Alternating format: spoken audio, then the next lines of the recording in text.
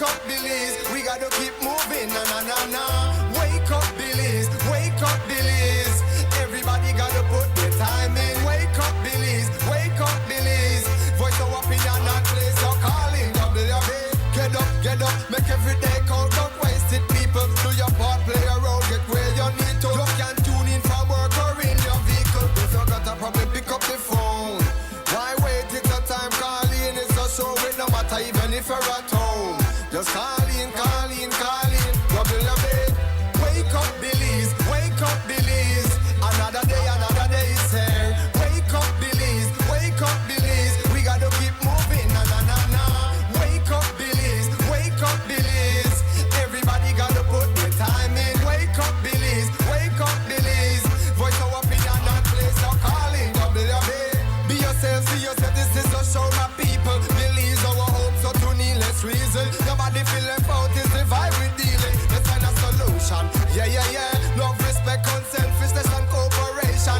That's how we need to build a strong nation. We are the people to make the changes. We are the changes. WB. And all the things that must be happen under God blue skies. And nothing make people get victimized. Let's work together for better. We got to unite. Billies, yeah. Wake up, Billies. Wake up, Billies. Another day is here. Wake up, Billies. Wake up, Billies. We gotta keep moving. Na na na na.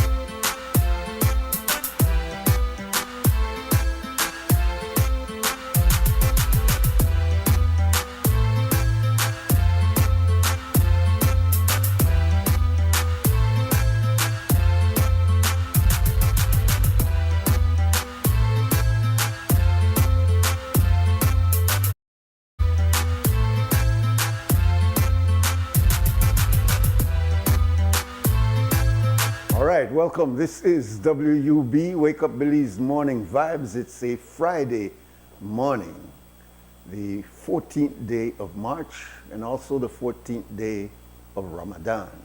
We welcome you to the program this morning. I'm Nuri Mohammed, and wow, do we have a show set for you this morning. So you won't want to, as they say, move that dial. But before we get to the main course, which will be a little bit after 7 o'clock this morning, we'll give you the update on the weather as well as our update from our news center upstairs.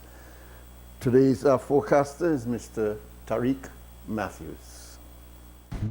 In Belize, fair, warm and mostly dry weather conditions prevail. The 24-hour forecast, sunny with a few cloudy spells today and mostly clear skies tonight. Little or no rain is expected. The maximum temperatures for today will reach 87 degrees Fahrenheit along the coast, 95 inland and 83 up in the hills. The low temperatures for tonight will be around 78 degrees Fahrenheit along the coast, 68 inland and 65 up in the hills. The winds from the open sea will be from the east-southeast at 10 to 15 knots, and the sea conditions will be light chop. A high tide will occur this morning, evening at 4:33, another high tide tonight at 10:33, and another low tide early tomorrow morning at 4:52. The sun will rise this morning at 6:01 and will set this evening at 2:06. The moon will set this morning at 6:12 and will rise this evening at 6:33. In the sargassum forecast, some sargassum mats are expected to continue drifting into our area during the next few days, producing moderate impacts. In the fire risk forecast, the risk for forests or bushfires will be moderate. The outlook for Saturday and Saturday night is for similar weather conditions to prevail. For a review of our forecast and other products, please visit our website at nms.gov.bz. With that, we end this morning's forecast from the Belize National Met Service. Private radio in Belize since 1989. Creme FM presents the news. Informative, accurate, current information, local, regional, and international news, weather and sports. And now, the news.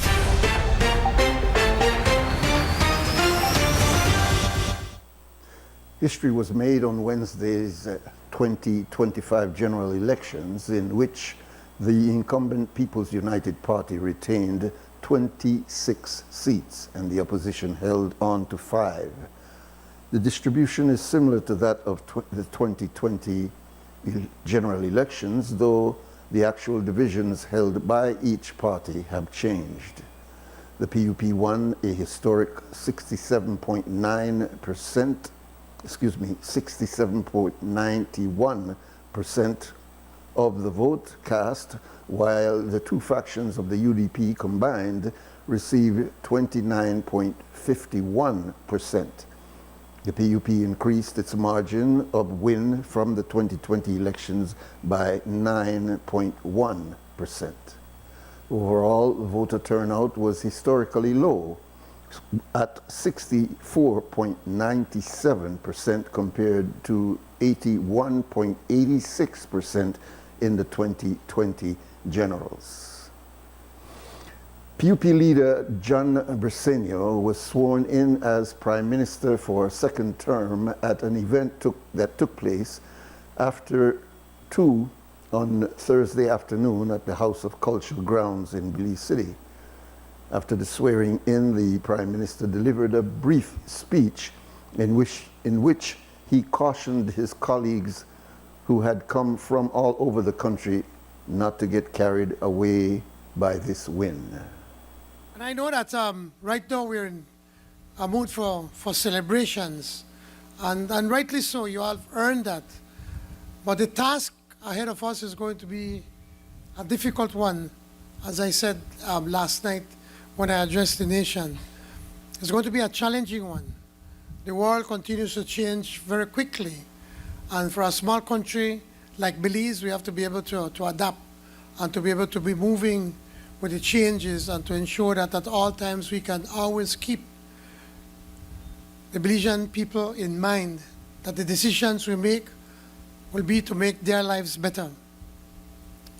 And I know that sometimes we have also that hubris could quickly creep in to us as a person and to the things and how we behave as representatives, as ministers, and as a government. And I am appealing to each and every one of you to be able to keep that in check. And if you see me behaving in such a way, I want to ask you also to ensure to keep my feet grounded. I guess I am privileged to have somebody like Rosanna and Jaime, who, whenever I get home, I'm never the Prime Minister, but as Jaime, as far as I'm his brother, and Rosanna, well, I'm at her husband, and they do not think twice to call my attention with anything that they see that's going wrong. So it's going to be challenging ahead of us.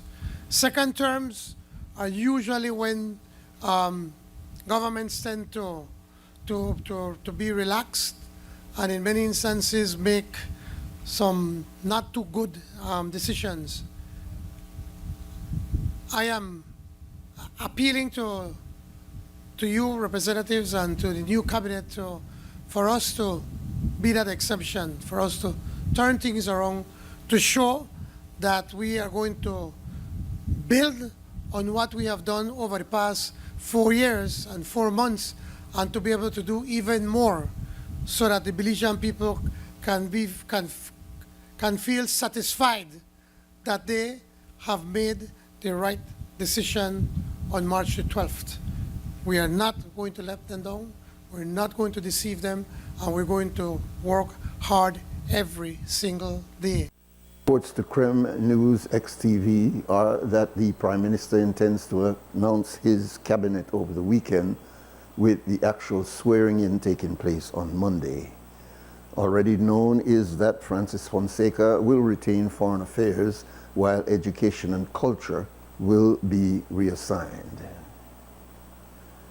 On a note about the composition of the Parliament, particularly the Upper House, yesterday the Belize network of NGOs announced that Janelle Chanona had received the support to continue as the NGO Senator. In a note on the way forward for the opposition and who will become leader of the opposition in the House of Representatives, Coruscant North Area Representative-elect Hugo Pat has indicated that the United Democratic Party must unite, and that the instructions from his people is that Tracy Pantan is their leader and she will be the leader of the opposition. Commissioner of Police visited multiple polling stations across the country on election day, from the west to the central areas and then to the north. On Thursday, he spoke to the media about the peaceful nature of the polling. I would like to start off first by commending the police officers who worked the election process yesterday. The effort that they put out certainly led to us having a peaceful election process. We know that around election times, people are hyped, and oftentimes the hype flows over into different activities that we may not want to see, like fightings and the likes. But I must say that we were able to perform our duties in such a way that we had no incident during the election process. And if a matter of fact, I can go further to say that our national sit-up this morning reflects no major incident across the country for the entire 24 hours period, which demonstrates again the police's effort in making sure that the elections were conducted in a safe environment. So congrats to the police. We do understand the importance that police play in the democratic process.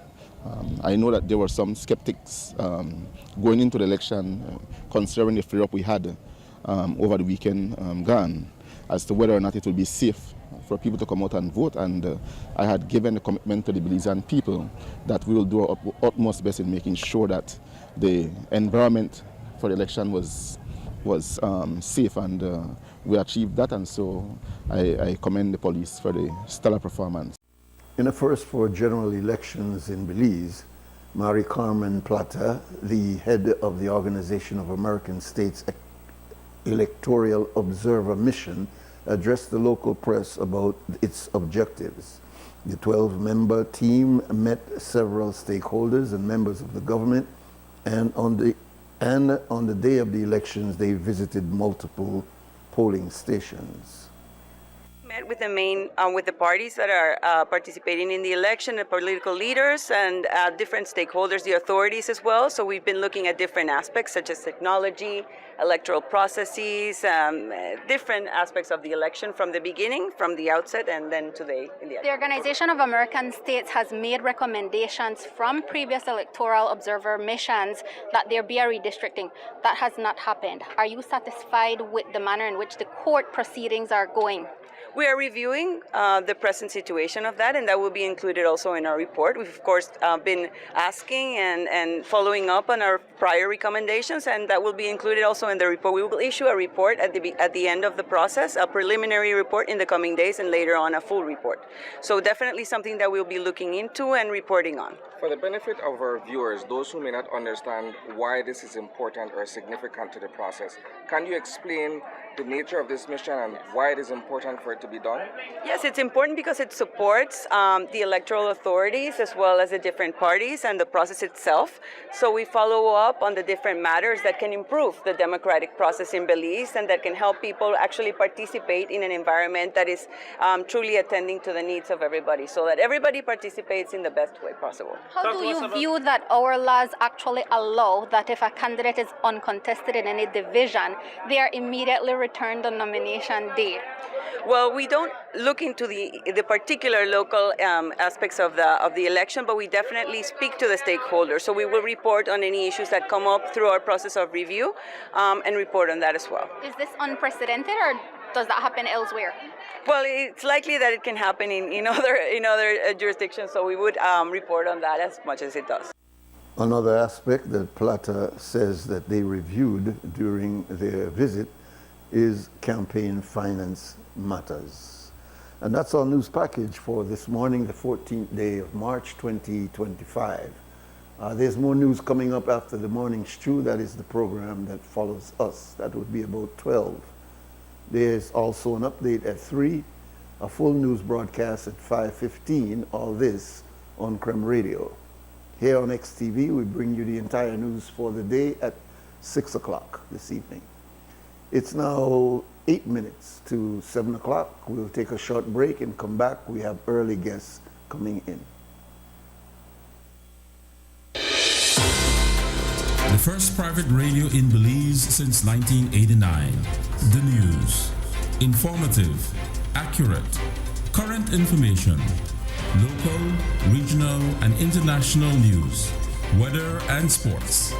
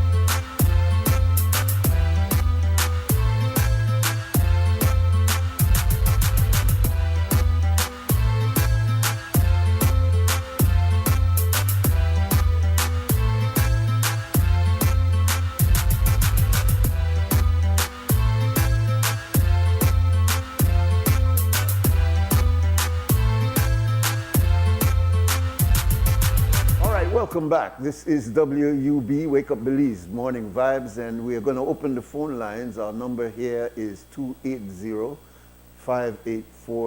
and we welcome you to call. And yesterday was a kind of a tight program, and some of you may have wanted to call in, but you didn't. So you have the opportunity to do that now.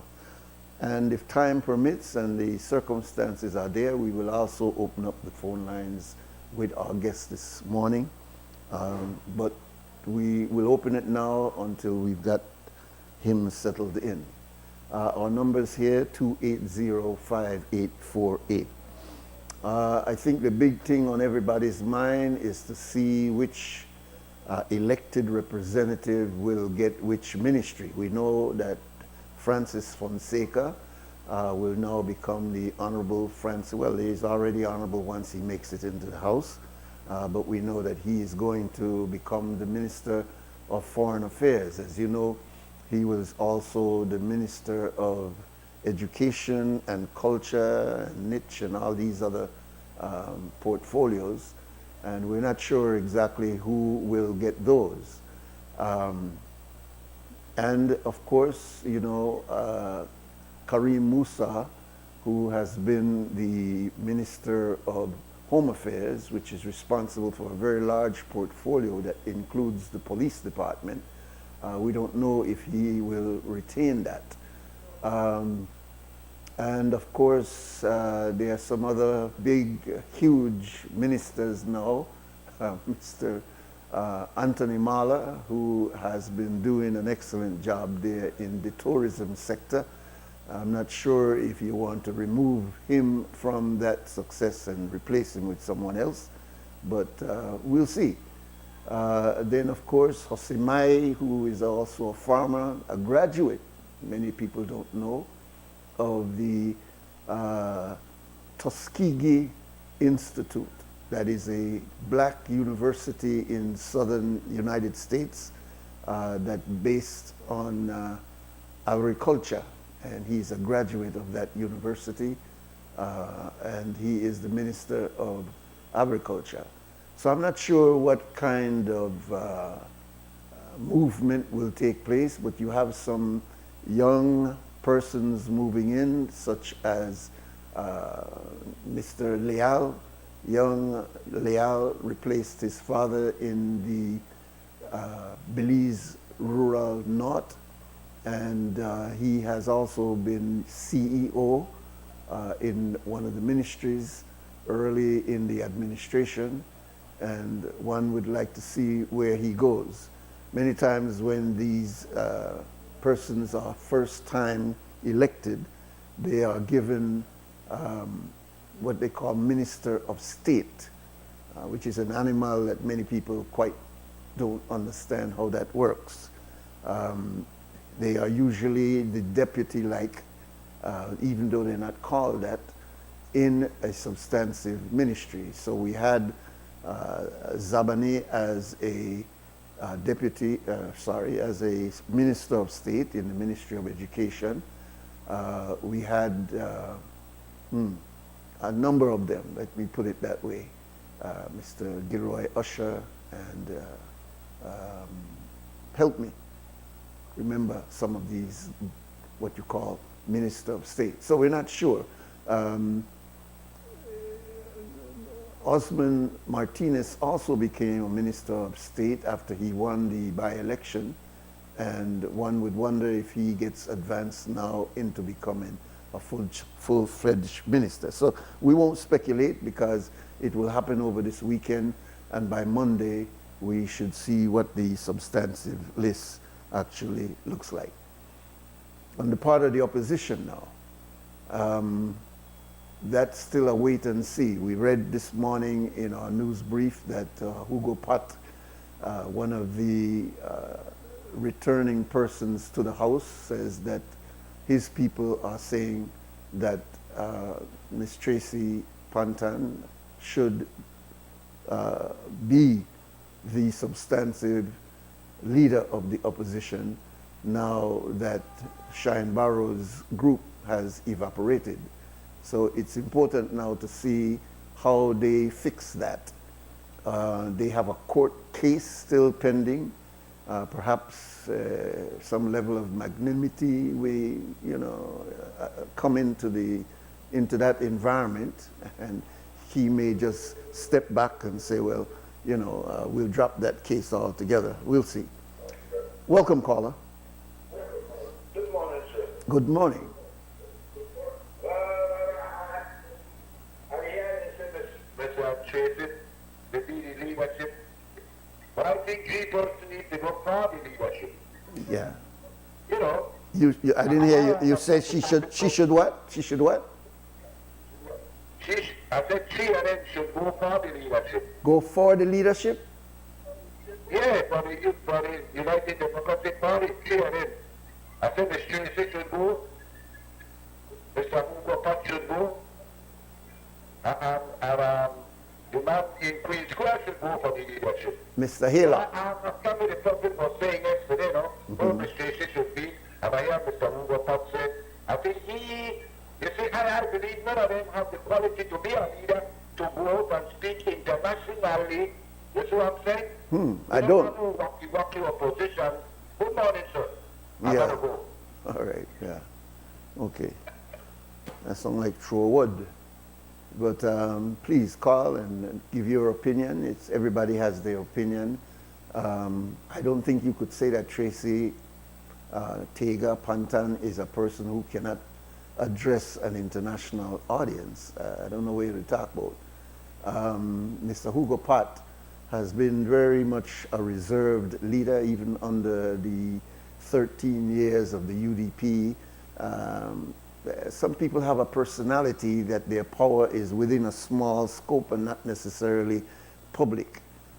He's a very strong leader, very much connected to his people, and that's why he continues to win. That's one of the dynamics that we need to understand in our political process, and perhaps that will come up in our conversation this morning, is that you first have to impress the people that are going to vote for you in one of the constituency, hopefully the one that you live in. Of course, we don't follow that in Belize because we got Dean Barrow living in Buttonwood Bay, but his constituency is in, or was in Queen's Care. We had Saeed Musa living in Caribbean Shores, but his constituency was Fort George, and I could repeat it several times. It used to be that, if you come from the area, Golson was from the Albert, so you are representing the people who see you every day, and they said, boy, you're that part of a wheelie area, and we want you represent we. We've gone from that. We've gone now into political parties that decide to select the area that they think can win and the person that they think can win in that area. So we'll see whether or not Hugo Pat plays a leadership role. He doesn't seem to have that type of ambition.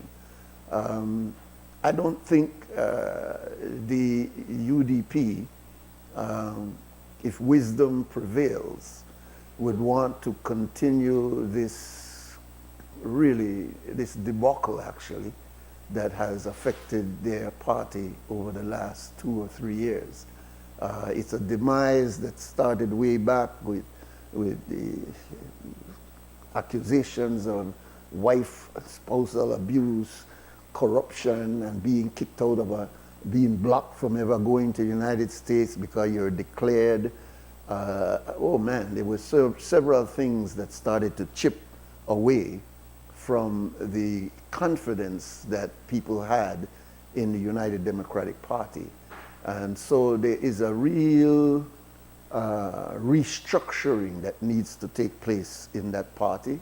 And that ought not to be strange, because the reason why the United Democratic Party was in government for 13 years or more is because of the dysfunctionality that was going on in the PUP. Let's not forget that. It was not as nasty and personal as it became in the United Democratic Party. I mean, they made do some real canal drain type of attack on each other in the public. That did not happen in the PUP. They had the embarrassment of the G7 and they had the quarrel of whether it have been Francis, whether it would have been Mark Espat, whether it would have been, in fact, even Arthur Saldiva threw his hat in at one point, and of course, whether it would have been Johnny Briceño. And there was this issues that were going on during that time, and it created a situation where it's not that the United Democratic Party was so great and so, but it was a dysfunctionality going on in the opposition at that time. And we actually observed that over 10 years. And so in the politics of our country, we ought not to go into some doomsday thinking that, oh boy, this UDP will never come back. And no, that's not true at all. That's not the dynamics of our party. We have been seeing splits in parties going as far back as 1956, when Lee Richardson and Mr. Golson actually clashed with Nicholas Pollard and George Price and split the People's United Party, and eventually had the development of splinter parties joining to become the NIP, and then you had George Price becoming the ultimate leader of the People's United Party. Yes, welcome, caller. Yes, welcome, caller. Yes, good morning again. Yes, sir. I have to look on Mr. Karim for the police, for the PUP, I believe that was one of the best police minister ever seen. I agree with you. Yeah, so I believe the PUP should leave him right there. I agree. You could look upon the PUP cabinet, Minister of Health, the Minister of Agriculture, the Minister of Tourism, the Minister of Education. These people should remain right there. You know why? They understand to lobby, understand to speak, understand to go internationally and do their thing. You know what I'm saying? Yes, sir. But when you look at I'm not just balancing against the UDP or whatever, but looking on the 5 people for the UDP, they got to look good. I think the other person is the person from Queen's Square. But not to nominate him as the leader, but put them up for the people to choose. There are people to choose who should be their leader. Yes, sir. You know what I'm saying? Yeah. But I think the people should really, really be careful of when they say, I will pick, just say, oh, like Mr. Mugapap said in our interview by I think he just said, oh, Miss Tracy should be. I don't like that. No, he never said that. He said that his people are saying to him. He was echoing his. Yeah, he was. Because the one big discussion now as to. Yeah. No. Yeah, I'm sure it's coming from him too, but he said his people are saying. Right. Okay. Okay. Go ahead. Thank you for that. All right. Yeah. All right. I'm saying the people in the UDP should be careful of what they're doing, Yeah. Let them move for it so the people decide. Yeah. That's what I think. Yes, sir. But just the people saying out there over the wild dream because Miss Tracy winning Albo, and he was there so long. I could choose something like this to say, I live in Albo, but I don't think Miss Tracy did nothing in the house for Albo, and nothing for Albo. Do something, and then 13 years ago, the hard government did something. You know, the other era where they look up, I think the PUP have put a fence around it with Mr. Marcus that breakdown. I don't think she should at least do anything then, but that's anyway. Good morning, sir. All right, sir. That's an important observation because Tracy was there during that leadership of Mr. Dean Barrow, and the question can be asked. It's a legitimate question. and we're not throwing aspersions here. We're just trying to say that when you analyze these things, people usually like to look and say, these are the things that I was able to accomplish when I was there. And sure, so it's a fair comment. The thing is, though, it appears to me, and these are my opinions here, that political parties need to do soul searching, so to speak. They're not necessarily a person, but they are like a person. And so they have intellectual power, but they also have a certain level of moral equivalence that they have to have. And so when you look at the warring and the campaign to really tear each other down, how do you heal from that? It's got to be not just, you know, what the court says. It has to be heart to heart. I mean, you know, there has to be some level of moral.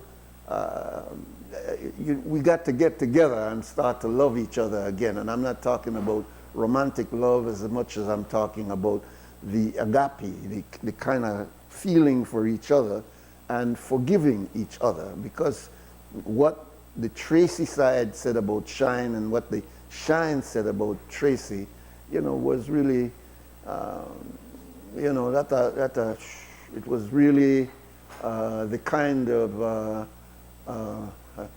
what we would call Waterlian kind of fight against each other, which is not healthy, because we are people who can forgive, but we don't forget. And when quarrel day come, we kind of bring up the same thing that we had supposedly resolved. So I'm saying that that party in going forward needs almost like a spiritual kind of renewal to start looking at each other the way they were looking at each other in the early days, that listen, we are together on this. The last thing I would say, because our guest is being hooked up now, I have to ask the question, where were the elders of that party? And I'm talking about Mr. Barrow. Where were the elders of that party who saw that party going the way it was going? Where was Mr. Finnegan? Where were these individuals who built that party, who maintained a certain level of strength and integrity in that party, going all the way back to Mr. Esquivel, going back to Mr. Golson? So you have to ask, what would Mr. Esquivel, what would Mr. Golson do? Would they have sat back and watched that kind of internal, you know, pulling down of each other the way we saw over the last year especially? Or would they have stepped in? I know that there was a mediation process with Reverend Goff and a few others who kept pulling back and saying, then people, you know, want that. But what are you going to do? You're going to have to get those people together, and they didn't step forward. Caller, you have to make it really, really, really just 1 minute because our guest is here, but I'm... Thank you, sir. 1 minute. You know, when you say that with Mr. Barrow, Senior Barrow, he said on Enabia Rostrum, I have everything in my head. He was explaining that the people of me, I don't know what they have, but I have everything in my head. And we could have seen that in the house. He always speaking for the rest. I don't think the UDP has that quality anyhow. Just him. Maybe he should return. Thank you, sir. 1 minute. All right. Thank you, caller. All right. So we'll get into our substantive conversation. As I said at the later part of the program, we'll open the phone lines for those of you who didn't get a chance to call in. But now, we have our guest for today, which actually this man don't need introduction because he is a premier of talk radio and really communicating at the level that is intellectual, but at the same time grassroots, in educating our people over the last 25, in fact 30 years or more in Belize. He is none other than our brother, who should have be senior counsel by now, but we have left that to later part of the program, our brother Dickie Bradley. Welcome, bro. morning, my friend. Good morning. It's a beautiful day that the Lord has made. It is indeed. So indeed. let us rejoice in it. Yes, sir. Yes, sir. Indeed. Well, here we are, the first Friday after a general election, in which the numbers have not changed, although some constituent leaders have fallen. It is a surprise that Patrick Faber has lost his seat that he has held from, I think Jules Vasquez said, from he was a young boy, basically, no? He was a protege of Faith Bob. Right, that is correct, yeah. Nothing like when there is a bit of what is normally referred to as institutional memory, that there are still persons in the society who remember when Philip Goulson, the legendary one and only Philip Goulson, had made a decision, must have been a very painful decision, to leave the United Democratic Party, to resign from a party which came out of his party, out of his very lonely quest to fight against the then all-powerful People's United Party, a party which in fact he was also there at the birth of that party. I think the sad, one of the sad things that we are always now lamenting is that we are worried that the younger generation is so lacking in information about their own country. And not only lacking in information, Nuri, but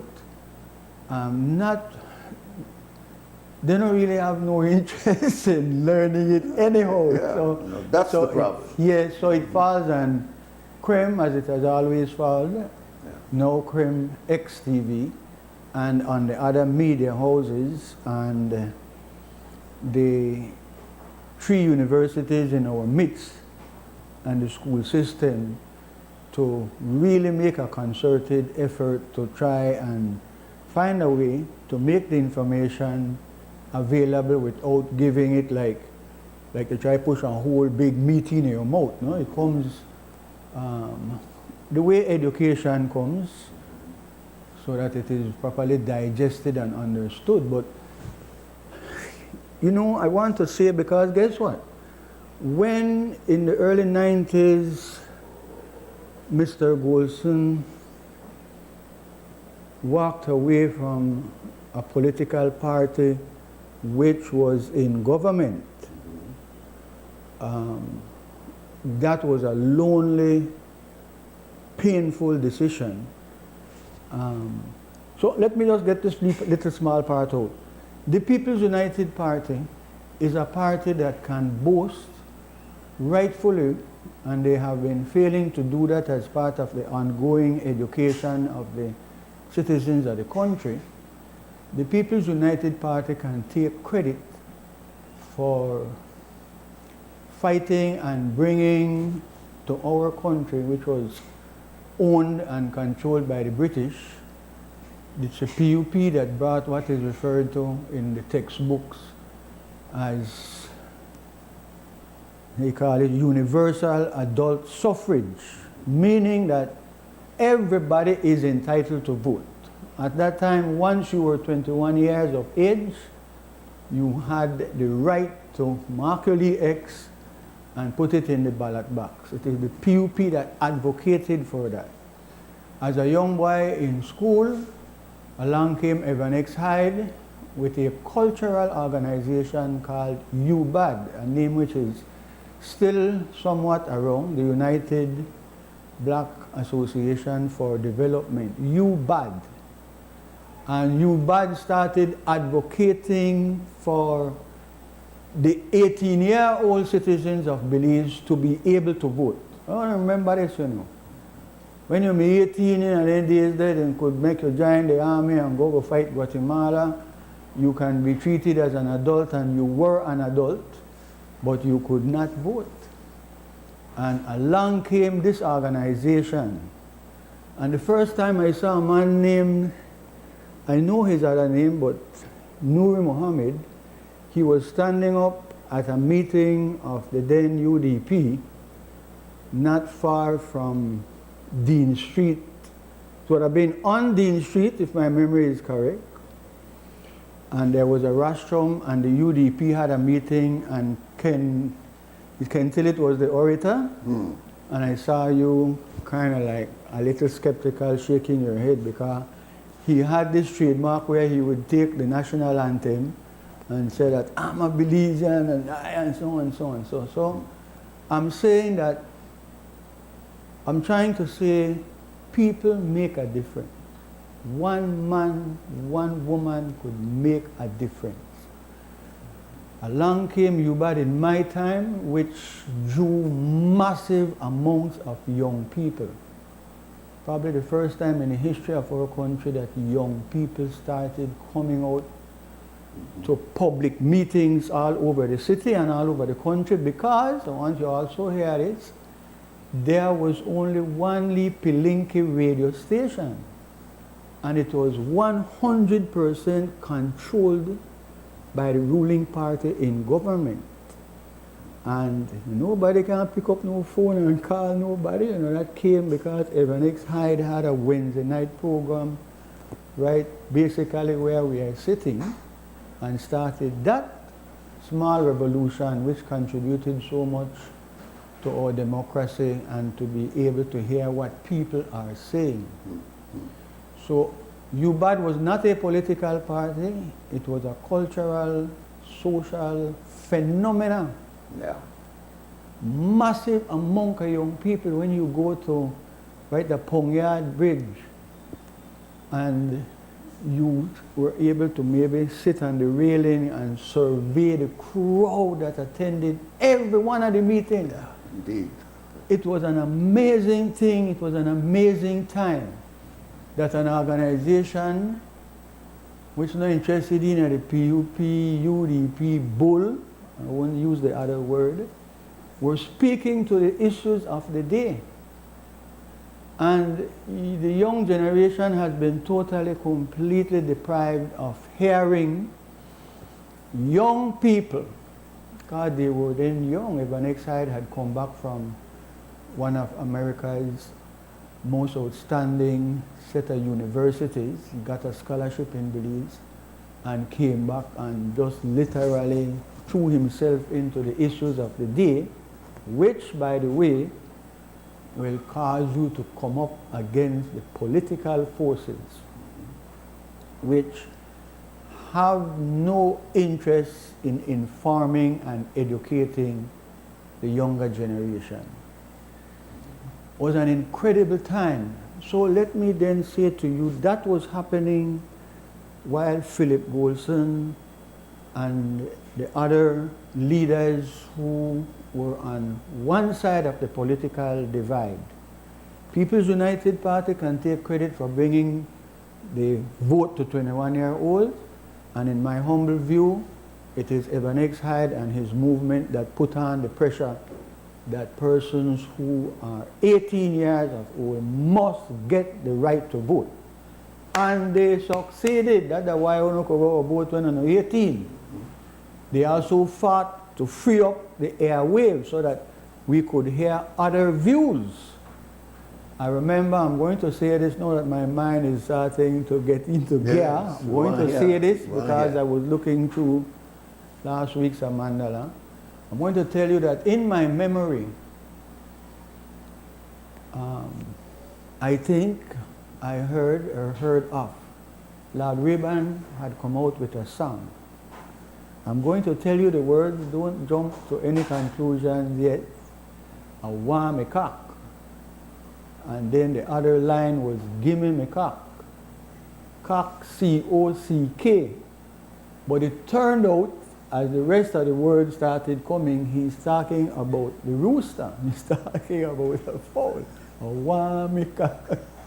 Well, that played one time on the government radio station, and that got... That's it. Censorship. So there was censorship. Yeah. There was also, young people, there was also censorship of the movies. one of the big things, I come from a family where my grandfather and his brother and his father, they were sea people. They made their living making boats and trading. He traded all the way to Cozumel. I said one time he said they landed up at Swan Island, which is way in front of Belize, between we and Cayman Island, and he traded down south.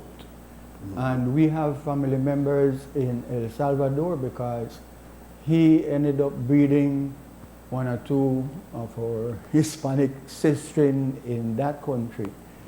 And all those people on the south, Leslie, Garbat, West Bay, me and one of the close cousins, my grandfather, a lot of one of grandfather. His name was John Young. He had no middle name. But in that time, it was not only the 18-year-old vote, there's not only the freeing of the airwaves, which was not successful. This radio, which is now XTV and Creme Radio, is the offshoot of that struggle that started from late 1970s into the 1980s. And the Minister of Government who ended up changing the law and creating a broadcasting committee was the then radical Said Musa. And that is how young people advocated for wanting to hear their own music and hear their own self-talk. We had lived in a tightly controlled atmosphere. And one reason was that the country of then British Honduras, which was changed in 1973 to Belize, this country was controlled by white people. Remember, we come out of slavery, don't ever forget that. When you say, how come the Mennonites then could work with one another? How come the Hindus or the East Indians who have come here since the 1970s and own all these buildings and sell with these inferior cloth? One Wednesday night on the Creme Show, a person called and said that, I have to share this story, don't know. I buy one brand new pants that so and so, and rain catch me the same afternoon. And I said, Mr. Dickey, while I walk, the pants they shrink for me. Because they sell with inferior stuff, yeah? We have to always watch for that, you know. The chicken where the Mennonites they sell with, they eat toto and nose not. The chicken is given hormones. And so you want to know why your little children start to have breasts while they are still little girls? It's chemicals have come into our body. 3-4 weeks ago, I was complaining to a friend. I said, look how dirty the pipe water is. And he said, yes, there had been some incident. And my boy, the pipe water what we drink, pack up with chemicals. There's a whole new list of issues that we have to fight against. And we will come to one or two of them, but I just wanted in my mind as I'm listening to Nuri that we only have 2 political parties. That's a tragedy for the nation. And one of them collapsed. The United Democratic Party, I was saying they're not UDP, they are 2DP. Indeed. The 2DP collapsed. And it's incredible to me that although there was not the normal PUP versus UDP, because the PUP remain strong and united, they've gone through their troubles too, and they will go through their time as well, trust me. That a lot of Belizeans still came out and voted. I thought turnout would have been very low. I thought, like, we all know the PUP will win. We all know that they would have won big. But they are so organized. This is a massive political machinery. Indeed. It's so organized that Indeed. the people who grumble and I don't want to vote for them again, and you only sit there when they want you, they came out and voted. That is an incredible thing. We have been so accustomed to the system. that we laugh at people who jump up 1 month, 2 months before an election and get involved. And guess what? Apart from maybe I think Wilmer here, who has a political party in Toledo, the forgotten district, there is no third party in the country. There is no, you just get the blue version of events and the red version of events. And you know, blue is the Crips and red is the Bloods. These are the two biggest gangs in the country. That is why we don't have redistricting, because the UDP don't want redistrict. Because some of their strong leaders come from some tiny constituencies. Yes. Yeah. So while I say that, Nuri, let me just mention too that, you know, some discussion should center around the number of constituencies in the country. How a small country, how a small population, we have 31 constituents. 31. Recently, before the election, everybody will win from the PUP. Todos ganamos, they were also made ministers or deputy ministers, everybody. And let me get this in now as a serious matter. One of the problems that we have in our country is that the procedure, we have a democracy. It has its faults, it has its shortcomings. It was not made in heaven. You won't find it in the book of Ecclesiastes. It's man-made. It came up from the British, and they imposed it on us, and we have swallowed it hook, line, and sinker. But we have not followed all of the procedures. So I want to first make a criticism and make a suggestion. Since every time you cut a tree, you should plant at least 3 more. First, our democracy has been sabotaged in this way. Sabotaged in a number of ways, but I'll deal with one which is obvious. We are a poor country. Well, the country not poor. The people who live here are poor. Belize is not poor, you know. We have lots of rivers. We have a sea from bottom of Toledo to the bottom of Corozal. Indeed. We have a jungle. We have a forest. We have a people who are made up, or the people have different tribes and different ethnic groups, so we can learn from one another. So we can ask ourselves, how can a Hindu just come and they're all millionaires, multi-millionaires? We don't even think, we don't even dream that we can get $1 million. $1 million is a lot of money, but trust me, you could up to 100,000, you could do a next one. And the government needs to interfere and make the credit union and the banks pay people who are saving. When you save, you sacrifice. My parents, my mom said, $1 saved is $1 earned. I had my little piggy bank on a pet milk can and take pride in what it feel heavy and so on. So this one I want to tell you. The election and boundaries department, just like redistricting, needs to be taken down and put together differently. Absolutely. We cannot allow politicians and people with money who support them buy voters. They buy voters in Belize. Yeah? You're poor, you want to make quick money. This election, a lot of people beg because it's so short, you couldn't hustle as much as you'd want to. I ain't nothing wrong hustle off a politician, because then they hustle off a millionaires. But this business that sarcastic politicians,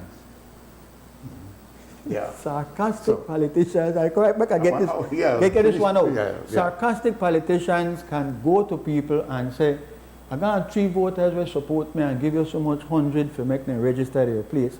I don't worry about the election officer. When they come around, just tell them, oh yes, he live here, he work at San Pedro right now, but he live here, or live there. That is a very, very serious matter here. We take it for granted Yes. and we laugh. But Make we take this break for 2 cents scam, which is brought to you by Fort Point Security. When we come back, we'll continue the conversation.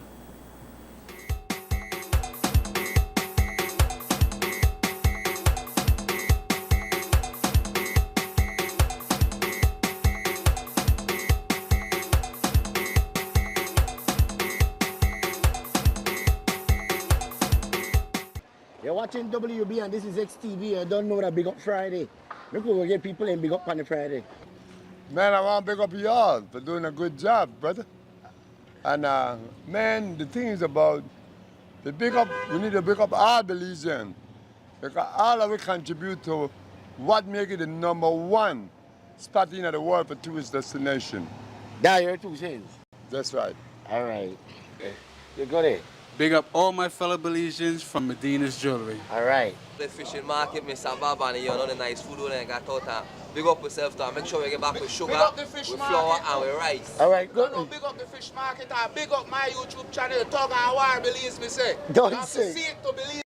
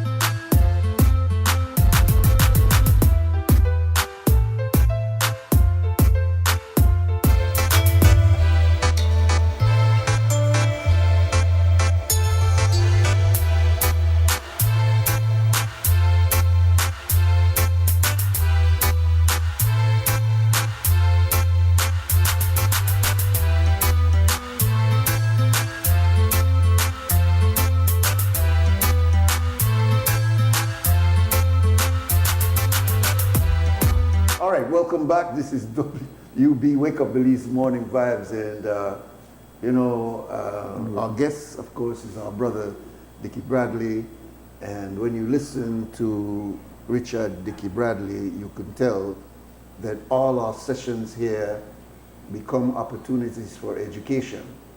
And so it's almost like a university class. It's almost like something that you could take, recorded, and send anywhere, and it's giving people a kind of a background, and it's a new narrative, and we need this new narrative, particularly as he's talking about these achievements of bringing black youths, because while we had a number of Hispanic brothers, Del Valle, a lot of people don't remember that radical up in Belmopond. We had Rosado, we had a number of others. It was primarily seen as a black group. And so we had some people who responded to that as, oh, we don't want to bring the black thing out. And there was a concerted effort to marginalize that group, okay?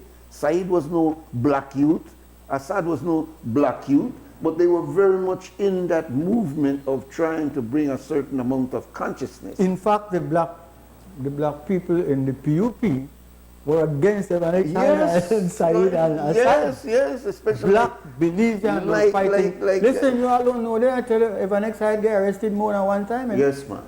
One of the arrests and was tried for sedition, which is like treason. Yeah, overthrowing the government. So, so people don't know, and because we don't know, we can't attach. And I'm saying, as I said to you off the air, a lot of these youths that I work with, they have no connection that, look, that is why they are a powerful source. Your power now is with the gang and in the streets and killing one another. There was a time when you were making a difference and you were in a position to really evolve a new culture in Belize. There was a bakery on Dean Street. Yes, Ubafum. Yes, you're baking your own bread. I think the building is still there, no? Yes.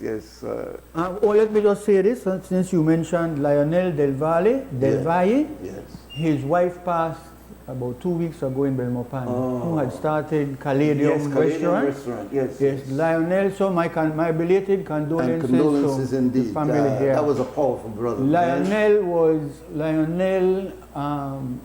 was like 100 Hispanic. Yeah. He had 1 yard, 7 Wagner Lane, and they were like maybe 3, because there were 2 houses in our yard. One was 5, one was 7, and so Lionel Del Valle lived 1 yard from us, he and his family. His dad, Cholong, we call him Cholong, and his mom, Miss Eddie, they had their own house. It was just broken down last year, 2024. That little house was always there. My grandfather's house, which is now well over 100 years old, is still standing. Because he, as a boat person, he built it Martis and Tenant. You know the man? Yeah, man. All right, where they actually groove out the wood and they join it. Yes. Gone through the house collapsed for years and years. Still there. 1931 hurricane, 1961 hurricane, and woodlights, and that house is still there. But Lionel Del Valle had come home from university, like Evanex Hyde, like several of these young people. And instead of one go in a top job, and so the man take on the system. Alone against Rome. That's right. To a large extent, they kind of succeeded, and certainly succeeded in making us aware. I want to say one other thing is, me and Nuri are going down memory lane. It's a sign of age when you start to get sentimental about but it's your also past. an effort to try to make the connection. For a reason. Because one of the things, one of the dirty water when they throw away is that, oh, you better want racist thing. Del Valle's wife was a black woman. Right. And what I'm trying to say is that we were not into a race thing in the sense of dividing ourselves, but we were trying to talk about a historical set of circumstances that had been wiped out. What is important, so we could move on to what you invited me for. What is important to me is that Wagner Lane was the most crowded lane in Belize City, primarily because there are several alleys, I'm calling alleys, so people live along the alley all the way to Canal Side and so. So I want to share this with you because in a sense, we've come a long way. You know, we're close cousins to the black people living in America. And after a while, we started to just lust after America. We want to get there. People in my time left college to go to America. The greatest thing could happen to you is to have gone to the United States of America, the land of milk and honey, flowing in abundance. So many of the good, strong, stable Creole people, Belize was a Creole country. Belize City was entirely Creole. One or two Spanish people. Actually, the Spanish people, forgive my use of the words, our Hispanic brothers and sisters, they had their own movie house. Santiago Castillo built a cinema movie house a little past the Queen Street police station. And then for we one, the rowdy ragamuffin one, was Palace, right on Albert Street at the corner. I think that is King Street where we go to Ditz. Palace, that is where Mikado is right now. Where Mikado. Can you imagine, man, that's a real culture. Yeah, yeah. And for us who on Sundays we go to English Key or St. George's Key, and in the Easter holidays we're at Half Moon Key or down in Placencia, the next best thing to that is go to Martinique. Yeah. Man, everything revolves around Martinique. You could kiss your girlfriend in Martinique. Yes, but I want to hurry say this. Yeah, please, because we got to take the next break. The situation in Belize in the 1960s and way up into the 1970s. It is Evanex Hyde who in the newspaper pointed out that not one single black person is working in the banks on Albert Street or in the country, not one. The women, the girls, they used to have a thing called hot comb. We will literally put it in the fire and then put Vaseline. Buy Vaseline grease with 5 cents in on paper. They dip it out and they put it on the scale and you pay 5 cents and you carry it out. They used to send me go buy Vaseline, a Lopez from Albert Street. And then they take out, they grease your scalp because you don't want to get burned. And one comb which is made of metal, put in at the raw fire, and when it's hot, they hold the hair and they take it through. And the women used to do that because they knew nothing else. They want to kind of look like white people. And it is Evanex Hyde and all those leaders of Yuba that come back home with the slogan, black is beautiful. Beautiful, yeah. The afro and it's. But we need to take that. We will take our next break. When we come back, we'll get into substance because what we're talking is substance here. But we'll get into I get it off of my chest. Of current issues here. And when we come back, we keep getting calls. I said earlier we will open the phones later. You keep insisting on calling. I'm sorry, callers. Be patient. We will not take no? the call. Please be patient with us, and we'll be right back. Enhanced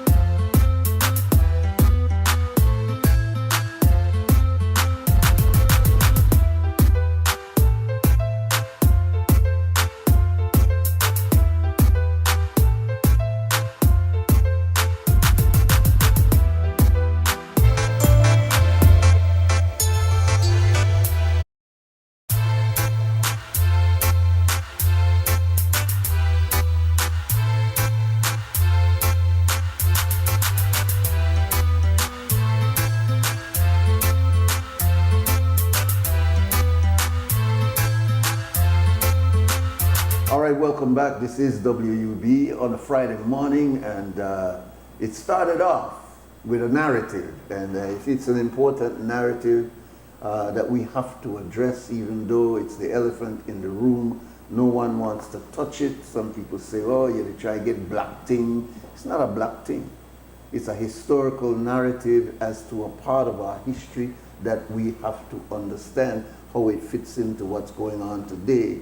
And there are sociological reports to show that the absence of this history has contributed to a lot of the delinquency that we're finding that is primarily among these black youths. We don't got no problem with the Maya youth.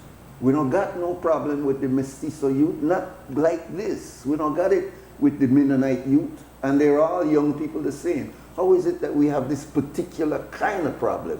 So when you don't know the history, as they say, Marcus Garvey says, the absence of not knowing your history is like a tree that has no roots. So we didn't come here to discuss this. Or to preach. We're going to do some post-mortem on the election and several other areas going forward. But it was an important introduction into an area that we need to talk about. We can't talk about, well, one of the reasons why, we are what we are, and that's the way it's going to be. But it is painful, that Rogers Stadium now have the name of the man who turned that piece of swamp into a sporting field. And again, we don't know, so let's say it's that same Rogers Stadium that through competitions produced world-class softball Belizean athletes. We win gold medal in the 1970s. Our women, some from as far as Kamalota, away from the city, because we in the city think that the world turn around. We are the city people. And no, actually I think somebody had mentioned there were only 2 districts. You had Belize and then you had our district. You have our district.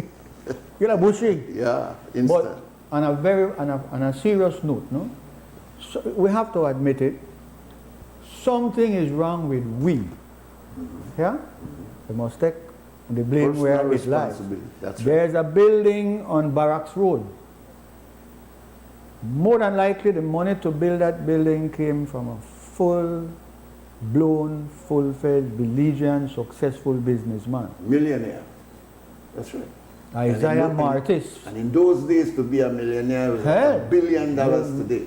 Only black man will be a millionaire, that we know of. But that building called Liberty Hall, where this young generation know nothing about Liberty Hall, and there are Liberty Hall in Jamaica and Liberty Hall in New York. That's right. Because the great Marcus Mosiah Garvey visited our country not once. The bodies of them all, Muhammad Ali visited Belize. I was teasing somebody 2 weeks ago. I said I had to go and look for someone, and they said they lived on Muhammad Ali Street. Yeah. Man, I nearly want to tell Muhammad Ali's daughter to make them take a name off of that street. That's disgraceful. Yeah. One broke up street, no drain, dusty. Something wrong with we here. That Carl Lindbergh Rogers, the Deputy Prime Minister of this country, George Price, could not have had such a successful career in fighting the British and holding together a people who, half of them, wanted to remain colonial. They looked up to the white people. When you did a primary school, they make you go to when the Queen birthday, you go, everybody go up the way called barracks, and they sing the British song, they sing the British anthem, and really get in your head. And another generation is saying anything don't mean anything, but if you don't know where you come from, you can't understand why you are where you are. Yeah. God never make we to be poor, God never make we to quarrel up with one another. Yeah. Yeah. And God don't make we if they live 2-3 houses in a 1 yard. And they kill up one another the way we kill up And now, thank God though, it's a small percentage of young people. You know, we need to be thankful. Yes. But let me totally switch and tell you that I was doing a little research for students, and I was looking in the annual budget, because March is usually when the budget is introduced in the National Assembly and it's debated over a period and it is passed to come into effect on All Fools Day, which is what we are. We're all fools because we don't pay attention to the money. April 1st, yeah. I want to say to your listeners and your viewers that in the budget for last year, we spent $39 million in the Ministry of Foreign Affairs. However, that ministry had immigration department which cost $13 million. So I'm very poor and weak on arithmetic, but that would leave $26 million. Every year we spend almost $26 million. So we could have an embassy that this country, and so we could have a consulate. All of it is waste. It's waste of money, people. We need to get into how our monies are spent and wasted and stolen, because that is one of the reasons why we are poor. Every dollar we go somewhere we're not supposed to go there could have gone to the important things. You know, the last government, they did such a wonderful job. They give out land like crazy. Not a house could build on their land the mile 8. Because like a rush pan, some of it low. There's no street, there's no electricity, nothing. Yeah?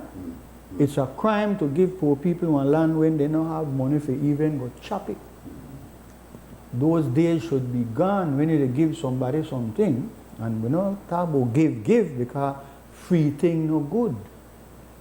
But we need to have one little house on the land. That is how we start off the Belize. Our parents had built a little small board house. Later on they close in the downstairs. They put on one little addition. They wash the clothes in a bath pan. Then time used to go and things like on a bowl. And not everything is metal. But people putting these misguided technocrats and bureaucrats in an office to say that we have a counselor in wherever, that is wasting money. It waste money. With a poor country, charity begins at home. Then people know the influence nothing. So how would you do it? Go again? How would you do it then instead of... Well, one of the things we can do, two of the things we can do is that we are part of CARICOM. And together we need to start to have one CARICOM office where we could get a room if we want to have that. We can do what is done, your man that have experience in Los Angeles. There are Belizeans who will volunteer their time. Absolutely. Huh? Absolutely. To help take a phone call to assist people who need some guidance on how you could do whatever it is. And so maybe LA is too big for that now, but there are creative ways, but we are not making, listen, we did do this for, like after independence, you know, millions and millions and millions of dollars wasted a lot of posture for people to rent fancy room and cock up the cocktail. And have chauffeurs with limousines. And they probably know, and then if they look good when they go in an event, they rent one chauffeur, and as you said, we can't depend any time in them, my boy. 58% of the people in Belize are living in poverty, hand to mouth. You think them boy they shoot up on another over nothing? No, then they shoot up for some crumbs off a weed. And let me put this in, because I heard most of the story from somebody who was there. Some months ago last year, there was an attempt successful. They stole a plane from down the Placencia, down the south. The thief one plane.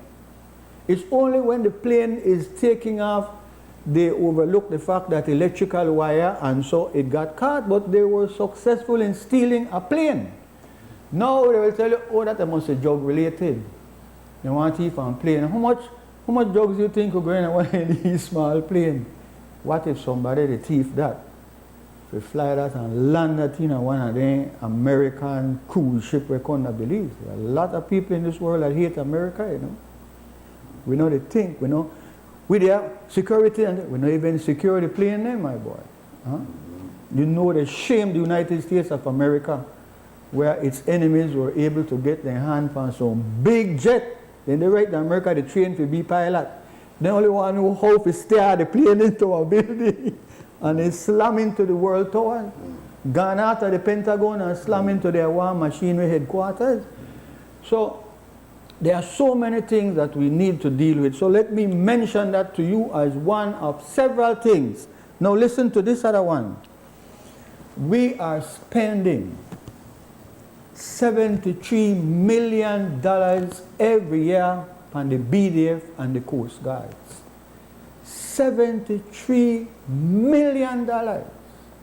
Now, just like how people love me, you will have some of them who don't love me. That is just natural. No? Easter they come, the greatest man that walk on the face of the earth, they not only never love him, they deal with him.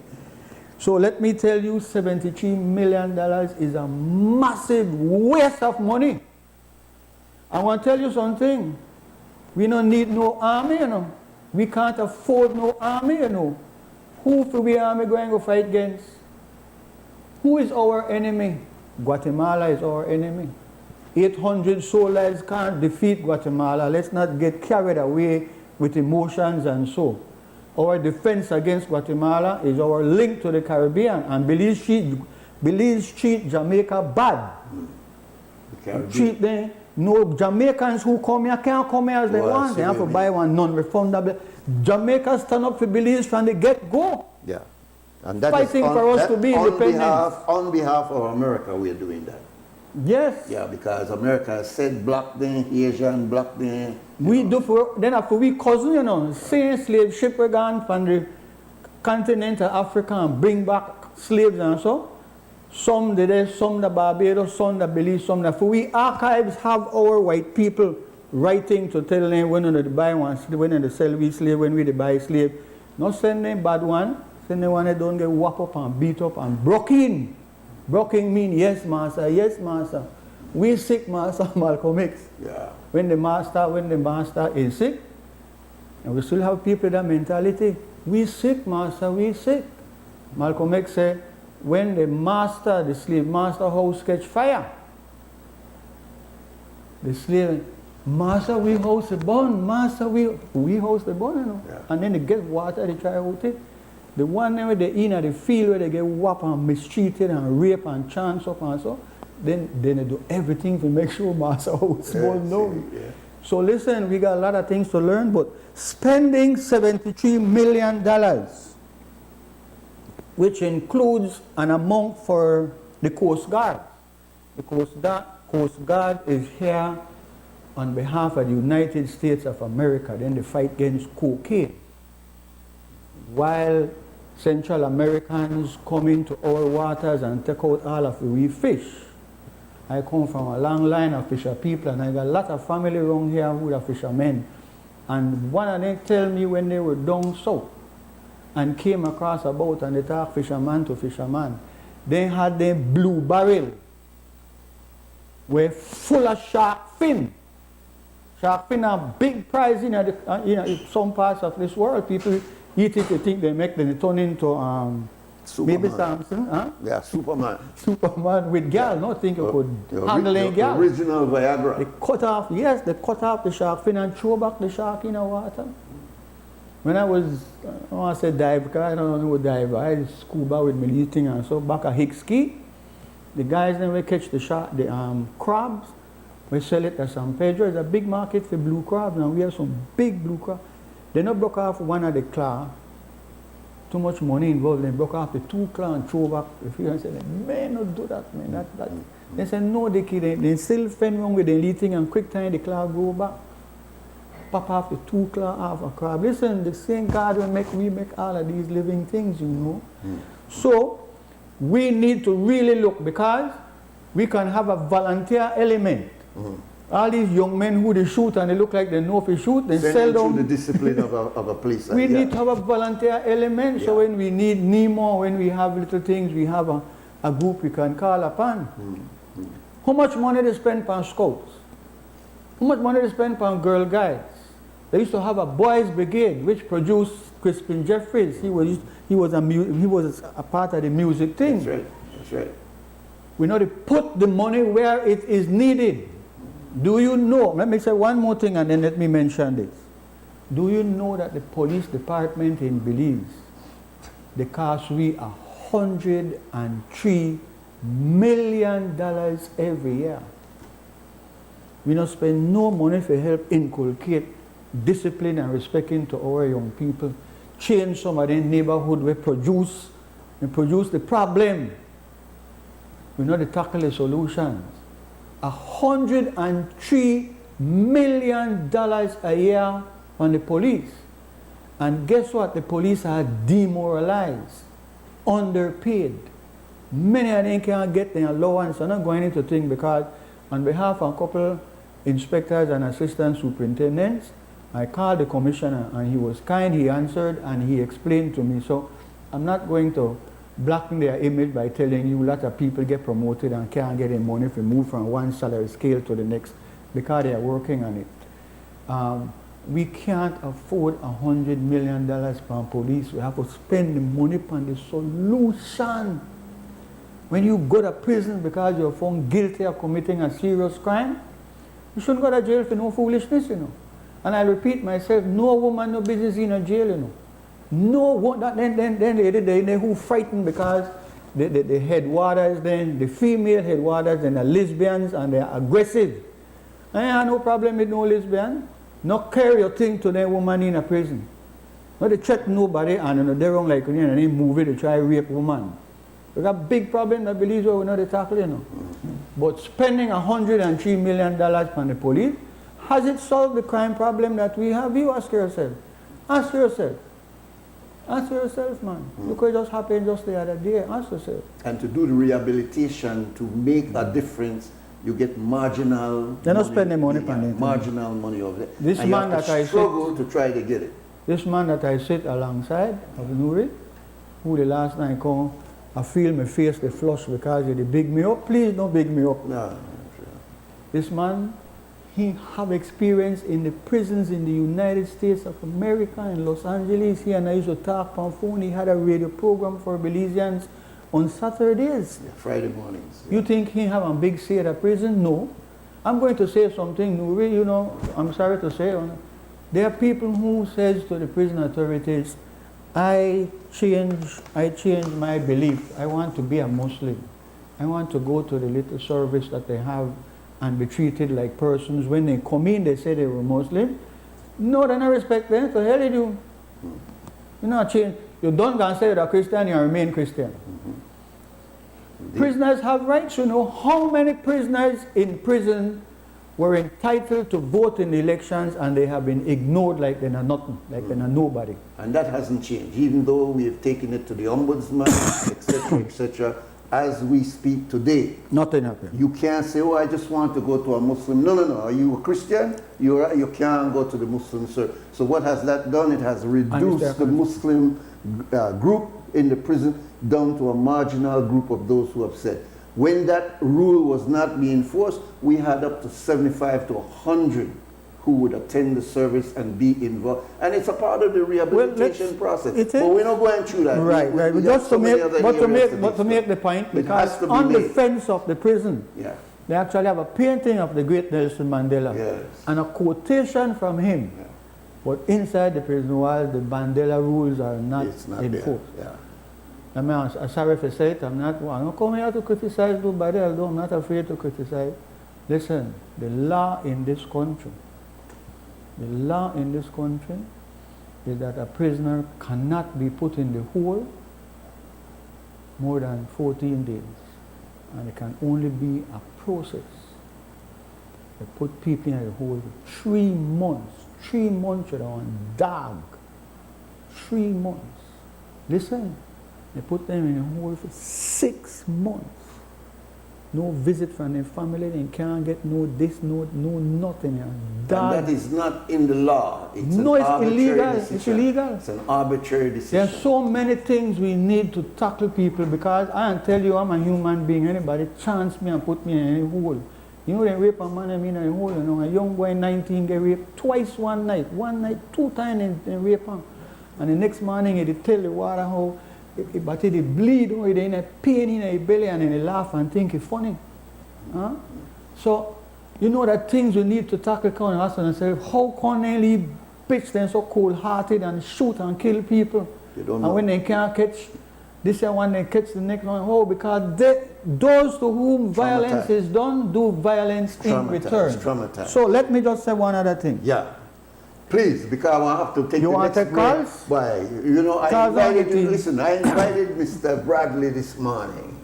See, Jack? Have your list, no? Long list, my brother. But all of what you're saying is relevant, it's important. Thanks. What you're doing is you're laying out an aspect of our history and our culture that we don't discuss sufficiently. And we used to become, we become cynical. Look at you, they bring that again as though that's irrelevant. You see? And only back at XTV then say yeah, anything. exactly, yeah. I want to say something which, this is a personal opinion. This is not the hardcore figures, you know. What I said to you comes out of the government. This is the estimate. We are in the month of March, where the civil servants put together this big book. It gets small over the years, by the way, Nuri. It's now 300 and odd pages. It used to be 500 and odd pages. Why is it smaller? They have been taking out vital information out of the budget so that we don't know how much people get. Sister B probably put the most people in the public service. That lady have a bad history, but I don't want to get into that because there are people who could come on this TV right now and tell you she paid in. If they said they lived at so and so and such a place. A terrible thing that go on in the country. Well, let me change it. The allegation is that she did that. Oh, yeah. It's an allegation unproven. So, but I want to say this now. Religion, in my humble opinion, yes, my people in my church, my grandmother church mouse, carry me to church, I used to have on, you know, the whole thing there, the whole camp march up on church, fix the altar and whatnot, and so, to me, the churches in Belize, like the election and boundaries office, like the public service, although the public service, no, they're way down there yet, but the churches have collapsed, can't we? The churches are no longer a part of speaking out for the poor people, for the marginalized people, for the people who the system the chance, yeah? For the people who need, I know like, oh, it's so like, you know, it's all right for, you know, I was shocked and the American war in Iraq. Dr. Manuel Esquivel, who in my memory, he taught at SJC. Yes, physics. He taught one of those subjects, and he taught at Wesley College. His wife did too. And the wife? Well, I'm sorry to say this to you. I was shocked to learn that Dr. Esquivel, a former, more than one-time Prime Minister of Belize, was an atheist. It's a little fancy word that means, you know, believe in a God. How could a prime minister, how could somebody be elected who don't believe in a God in a free country? The sin is on us. The sin is on us. The same way how the people in the Democratic Party in the United States of America know that, well, I don't remember his first name, that President Biden, he knocked his head long time. If he was here, he didn't remember that he did at XTV studios. You don't know where they go on. People wrong on who they use and for do what they want and for push the war, that unholy, wicked, evil war that the Israelis have been doing and continue to do against the Palestinian people. Biden is a war criminal. He has sent all the money, all the bombs, all the guns, all the ammunition, knowing, well, he don't know, that they kill innocent people. Kill innocent children and women. Talk about in the fight against Hamas. Then the baby there in Hamas, in the bomb hospital, it's all that. So let me just say this. We need religion in Belize. We need active religion in our country. Absolutely. It is our constitutional right, and borrow Nuri book. It's our constitutional right that nobody can force us to believe or follow any religion. That is fine. You believe if you want. But children and young people growing up in the society, I believe, they need God. We Belize, we need God. When we get older, we don't want God this way, we want God that way. Nothing wrong with that, but you can't have a godless people living in a society with one another. Then young people must know. They must know that there's a thing called conscience. You don't go and kill your brother man for no $150 worth of weed. You don't go beef and want to kill this one and so. But they're doing it because there's no accountability. No answer to it. There's no answer. Yeah. The churches in Belize have let us down big time. But I got an answer. I got an answer to the call. I'm glad to hear that. Take the break. So we'll take the break, come back, and I'll see anxious people calling. So we are open the phone as we promised in the last part of this program today. So take the break. En Belice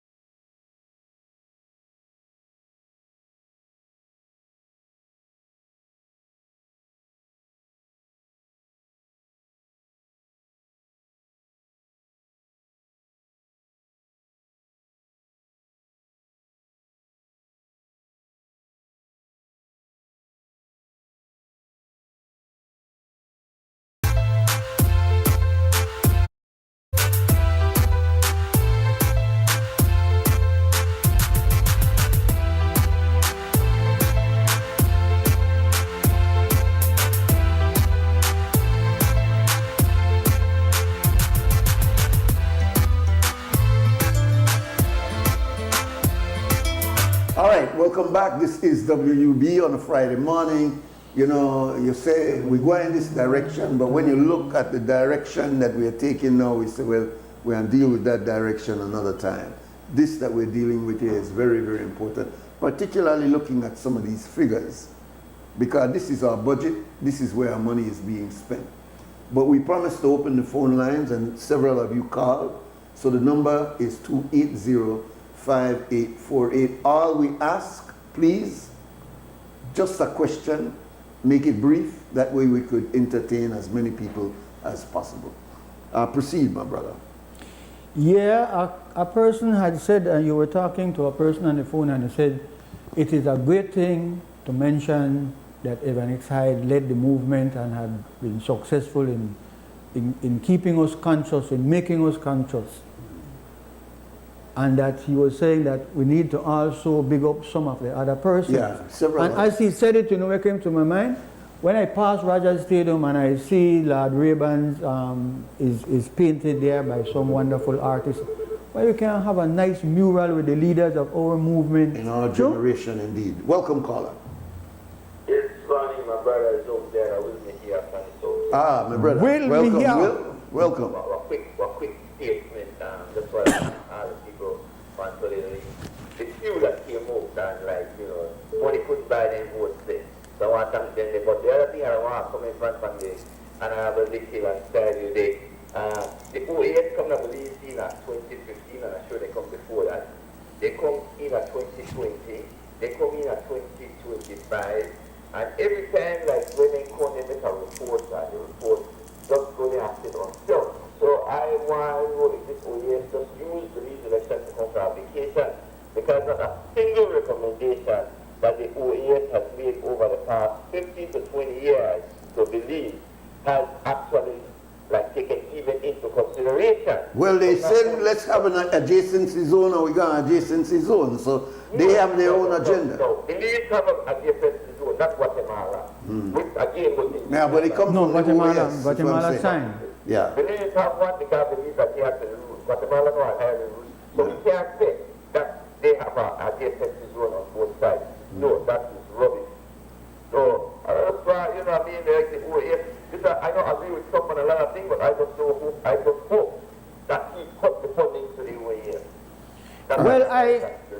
Will, you're my hero, and on behalf of We Cross the Side, we really appreciate you putting your life on the line for the Getina. That's our Stone River, which not belong to we. Yeah. It seems to me. The Guatemalans and the Americans some people did already gone and even one go like the whole river, you know. Okay, you be careful because the world has changed. No, the world has changed, yeah? You know. Already stopped the media from going, you know that a place last year, a place was burned down in Cadena, which is way up the Socio River where we were here, and the Guatemalans have prevented them from building back the place, my brother. Over 1 year, I know. Well, the state, you know, it had a tent and a couple of things there, but they are not going up there again. The Guatemalans have instructed them not to go up there. They know there's no EDF is there anymore. That's why River Bill was tears up the world of the day. So it could have been easier for the EDF to get up on top of the hill, but that tears right now is being taken over by the rainforest. All right, good. No base there. All right, thank you very much. All right, mother, thanks. Yeah, thanks for the call. We'll keep on keeping us alerted and be vigilant regarding. But it's amazing how when the PUP was in, they saw him as a hero. And in fact, even members of that party went on the Socio-political River. The UDP, Edward Elrington, came under all kind of criticism. And then the thing turned around. PUP becomes a government, and now he's also now by the same people that used to admire him, becomes a nuisance and a troublemaker. We need to make up our minds. Welcome, caller. Morning, Nuri, Morning. Yeah, man. From the Belize Federation officials, and you touch on something that is very dear to us, no? Our resources, our natural resources. So I wanted to make a comment, and then I wanted to hear your perspective on something. All right, as long as it's short. Yes, man. In reference to your comment, you said that we should spend the money on solutions.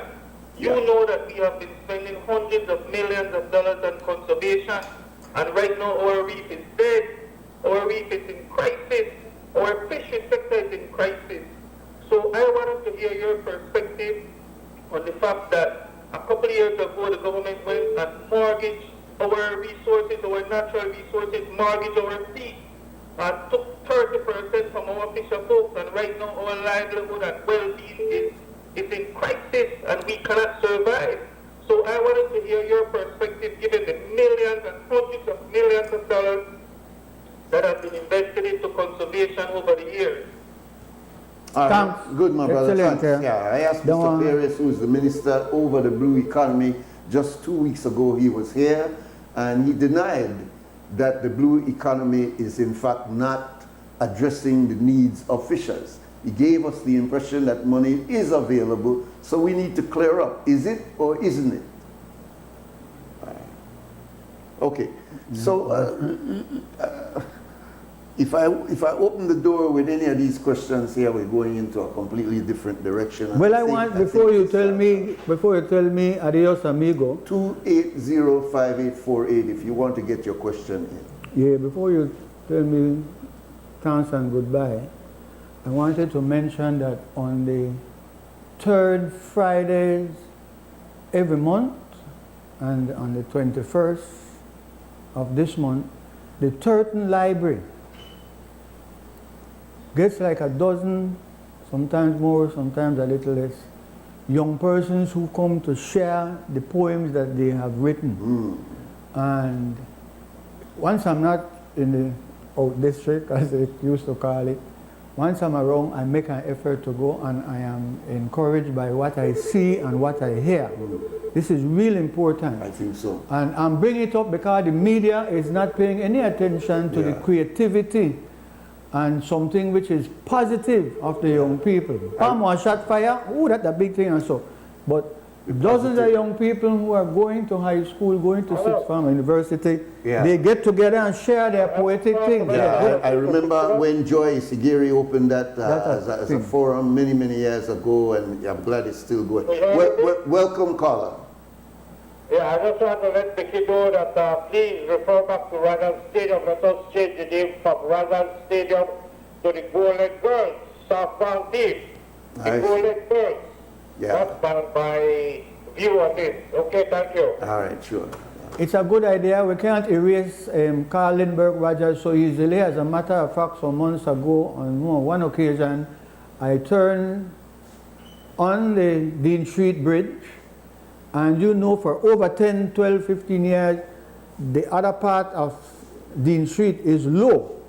And when the tide rises, the canal water, people literally cover the street, you know. That has been there for like more than 10 years. Anyhow, I go and turn left, and that is where Lindy Rogers used to live. His house is still there. Tiger Street, yes. Overtaken by vines and bush. Yeah, yeah. Welcome, caller. Good morning. Yeah, good morning, sir. Yeah. My esteemed friend and mentor, Brother Dickie Bradley. Good morning. Morning, sir. Good morning.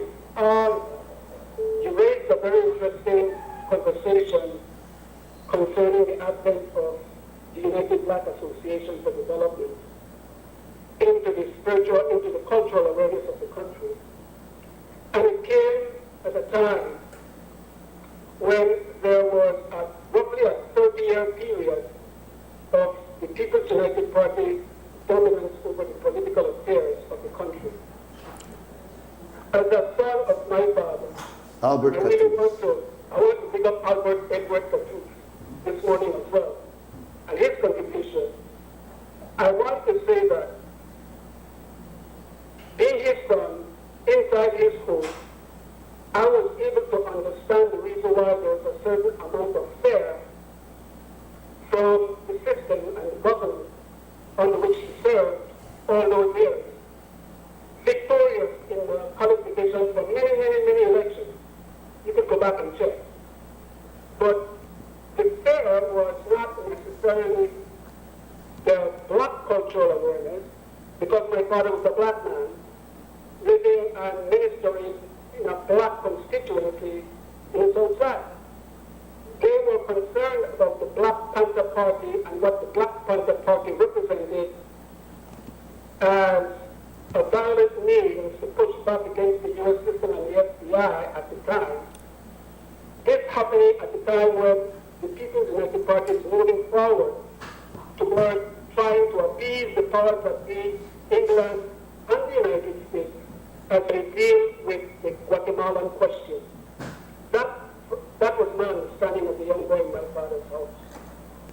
Okay. Then I want to touch on censorship that happened back then from the Albert Catus building, which was a People's United organ for the political system at the time.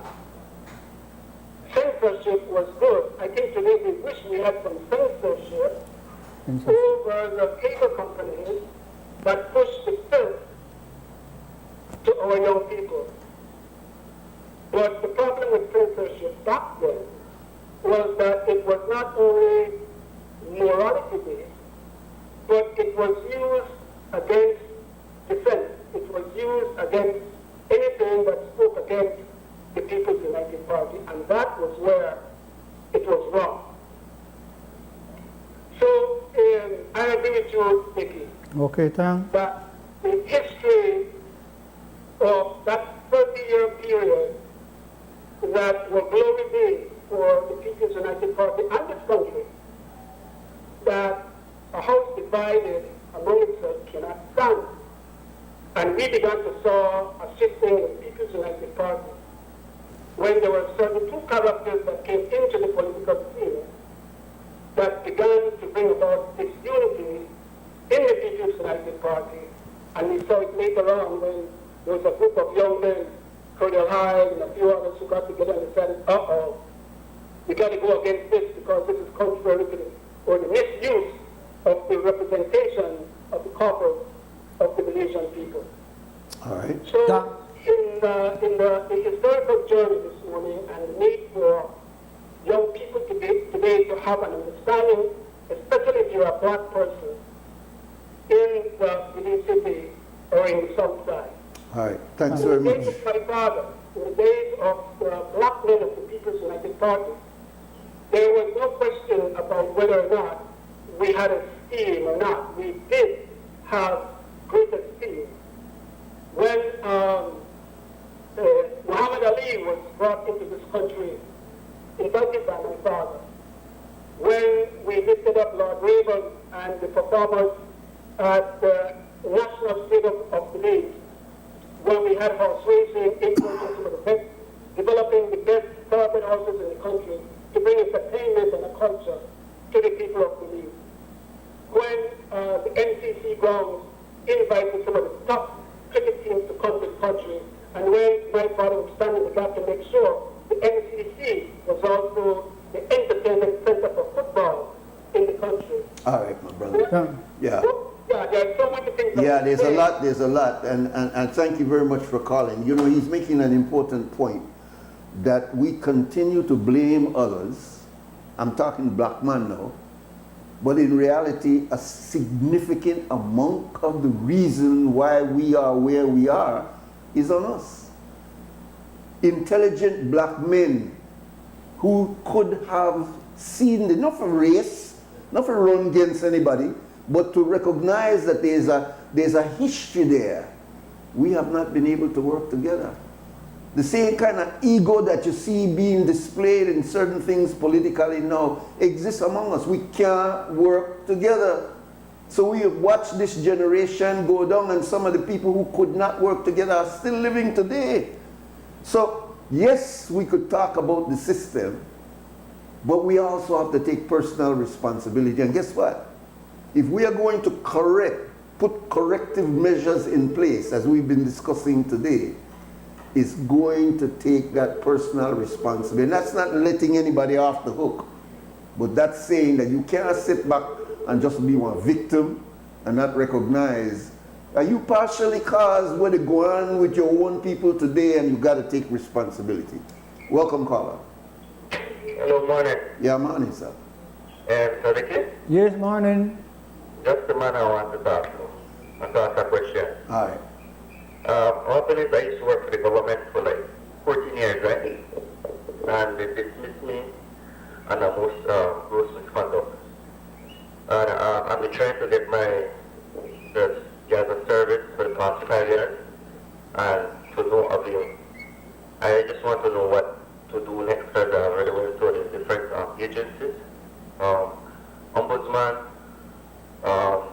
Labor, I already went to all of them, and they have done me probably the same thing that I've been going through. So they give me a lot of hard time for get this the service. I just want to know what do I need to do now? What would I be the next?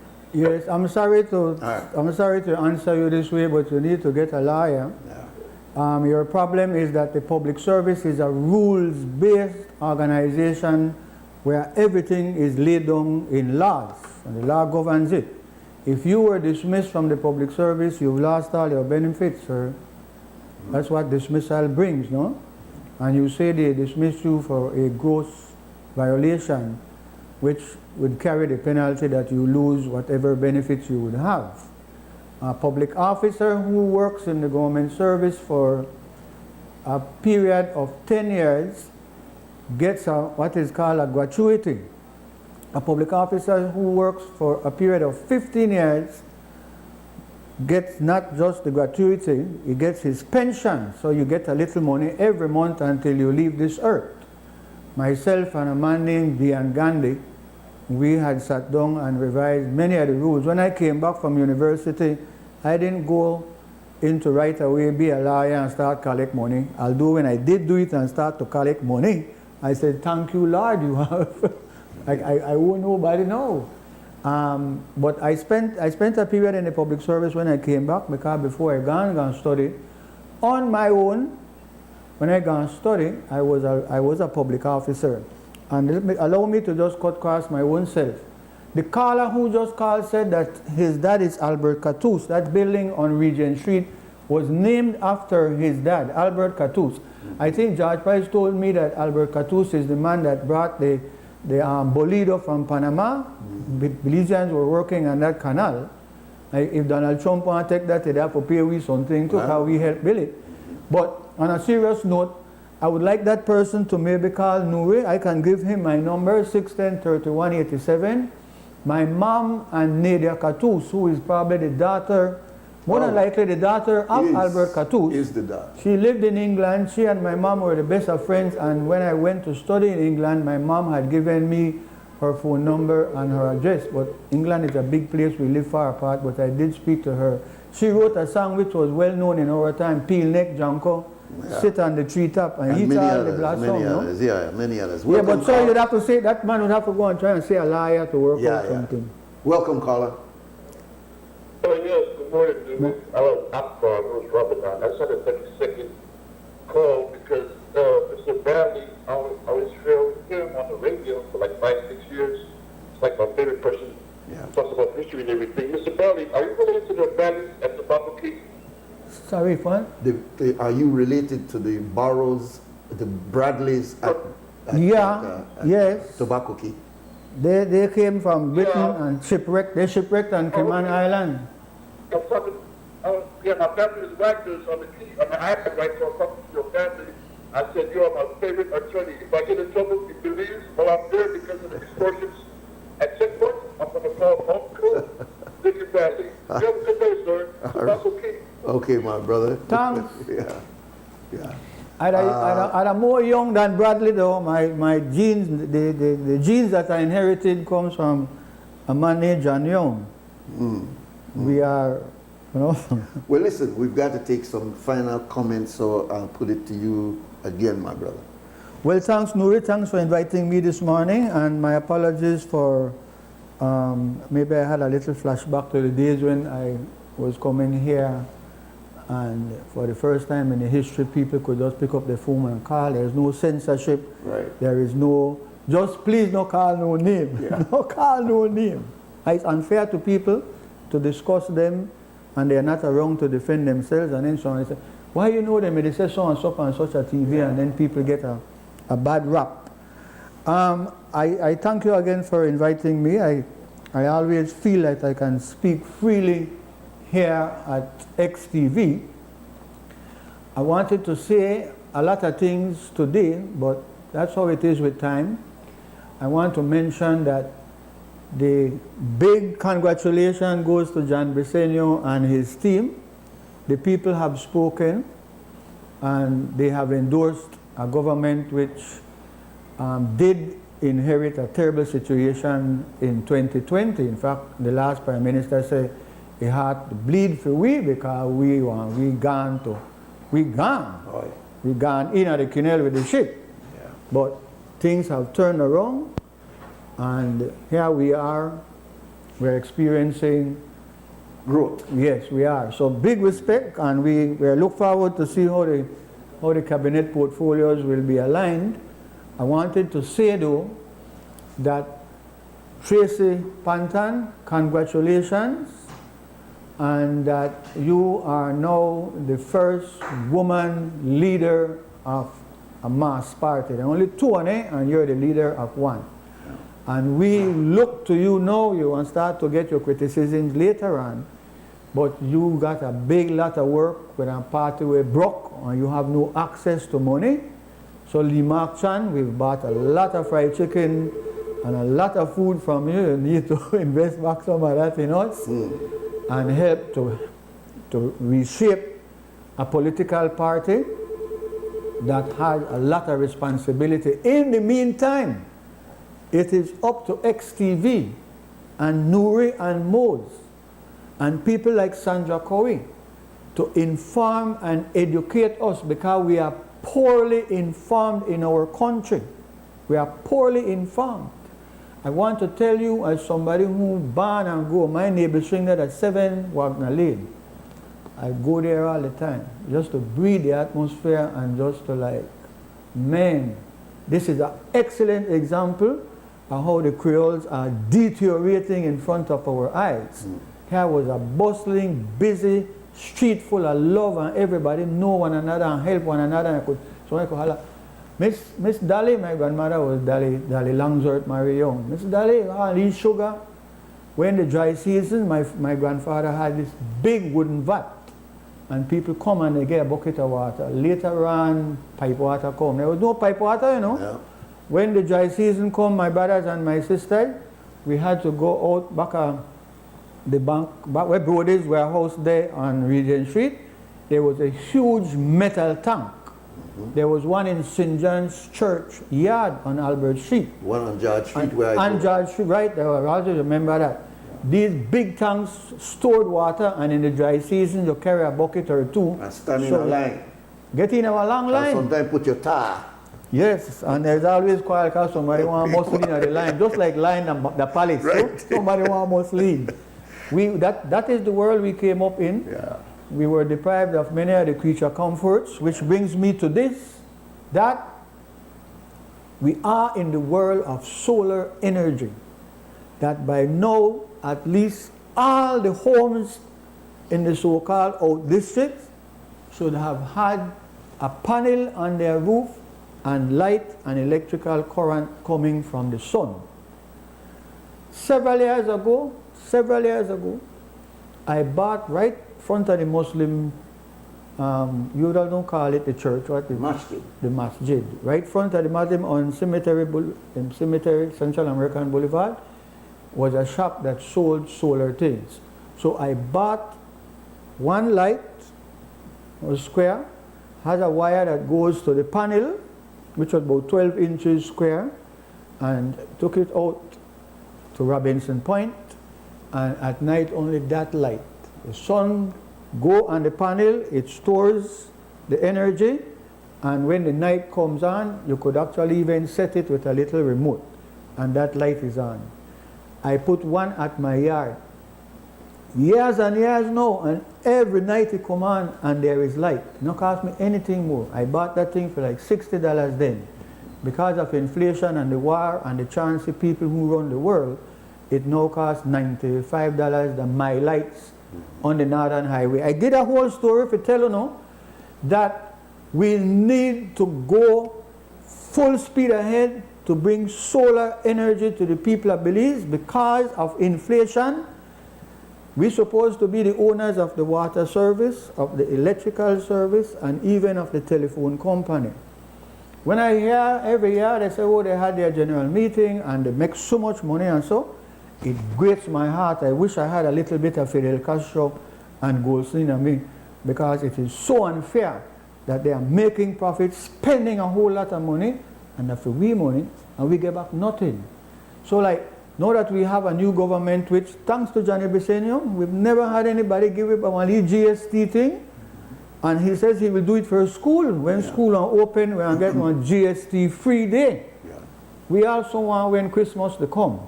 We want with GST day, which they have promised, and I know they will deliver. But with a one leave refund, with a one leave cash from BTL, everybody gave up on $500. Can I end by saying to you all that we Creoles, we are the worst off in this country. I hate to go to this conversation. God has been good to me. God has been good to me. So, but I want to say that a lot of my brothers and my sisters, God has not been good to them. Yeah? God is busy because of these wars and these transfers that are going on in the world. But we have to know, Nuri, listen, we have to call on whoever will be the Minister of Agriculture, which is more than likely Honorable Hussein Mai, who has done a fabulous job. I think nobody sell more cow than Honorable Mai. He knows if he sell cow. You need to help we, Minister. You need to make those civil servants, we spend like $1 billion to have a civil service that is barely dealing with us. In this country, it is shameful that the hustling at immigration is 1 ton, W-A-N-T-O-N, 1 ton, ingrained. Nobody tackle it. I'm sorry to tell you all that it's a shame and disgrace on the two governments over the many years that the Customs Department at the border points, our brothers fall in a one luck, they win the lotto every week, every month. They have millions of dollars. They own several apartments and houses over the places. But we suffer by it because every time these dishonest merchants give them a $75,000 and they write all kind of things we come in at the container and they don't pay the amount of duties that they should pay, poor people suffer. The rich people, they don't suffer.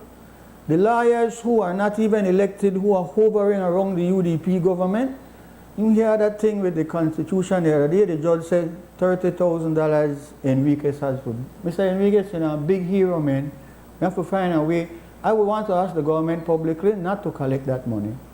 You not do nothing wrong, my boy. You're not going to take no silly case to court or anything like that. You're talking about Jerry Enriquez. Jerry Enriquez. Right. Yes, Jerry. Proud of you, my brethren. Yes, yeah? It's a complicated matter. Nothing looks as, it's not as simple as it looks. And I wish I had the time to discuss the whole matter of redistricting, as it will adversely affect the Creoles in Belize City. That is my concern. They are my people. They made me what I am. So I want to say that the Minister of Agriculture needs to retool his department and help us to have backyard gardening. We can't fight inflation effectively if we eat food that come from abroad. If we drink things that are from abroad. It is a disgrace and it is an attack against the farmers of this country that we allow imported stuff to come into the country. When you go, not just the supermarkets are the enemies of this country and of the poor people. The convenience store, rather than the gas station thing.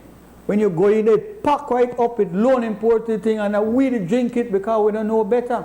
You are drinking cancerous and eating cancerous material. You're talking about the Ministry of Health also in that area. Oh yes, I will personally talk to Bernard, who had done a great job last year. A lot of things I want to talk to you. I want to tell you something, Minister, that WHO, the World Health Organization, is calling for countries to label alcohol the way they have succeeded in labeling cigarette.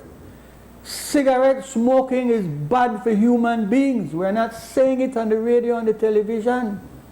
And it is an addictive thing. You can't fight the nicotine. We're not strong enough to fight it. We're also not doing it in terms of alcohol, which is the major reason why so many youths are fighting one another. It's also the major reason why there's so much accidents.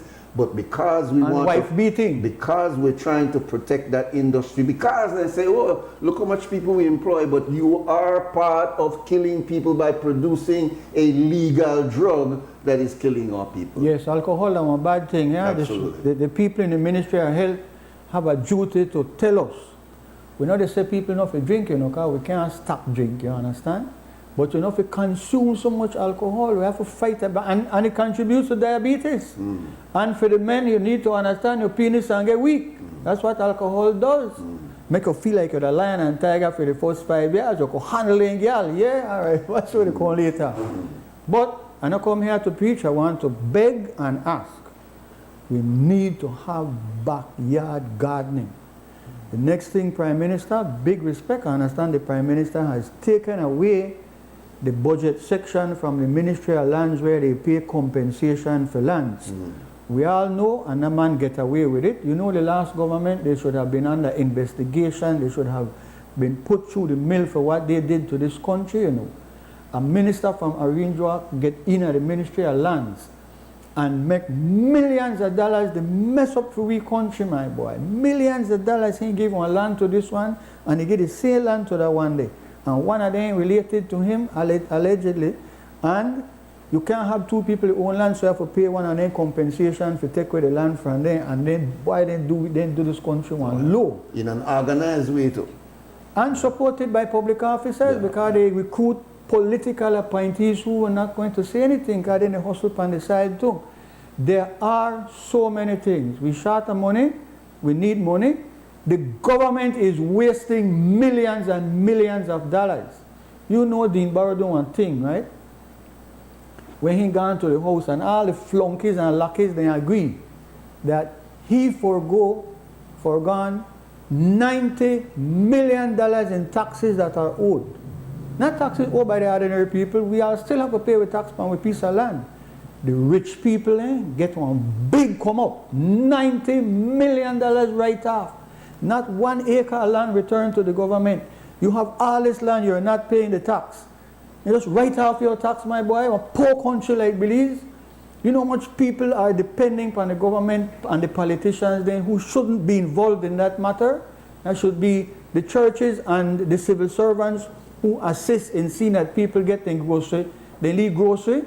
Some of the people who know they get contract for give out grocery, they take thing out of the grocery back then. Huh? People, they depend on any grocery bag for eat good, you know. This is a shame and disgrace in this country. A primary school and civil rights status. Don't give a person a fish. Teach them how to fish. Help them do so much thing they do with the big ball about tourism and this and tourism and that. Much more we could eat after the tourist thing. We can make souvenirs. There are lots of things that we can do. We need to pay attention to people. People come first.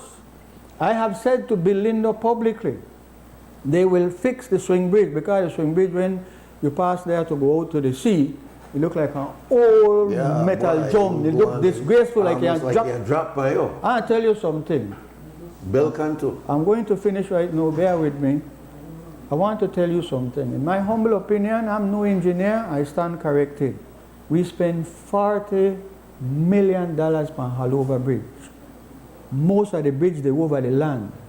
Only this part that is sit at the river and the rest of the land. They happen to have some people next door who are called Mexicans.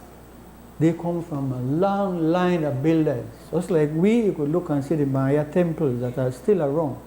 The Mexicans could come and build a bridge for we for less than $10 million. Indeed. We're going to borrow some big lot of money. Borrow money, you know, for build a bridge, swing bridge. Borrow money, you know, people, they will try to punish, to shoot up one another, they cuss up, they stress out.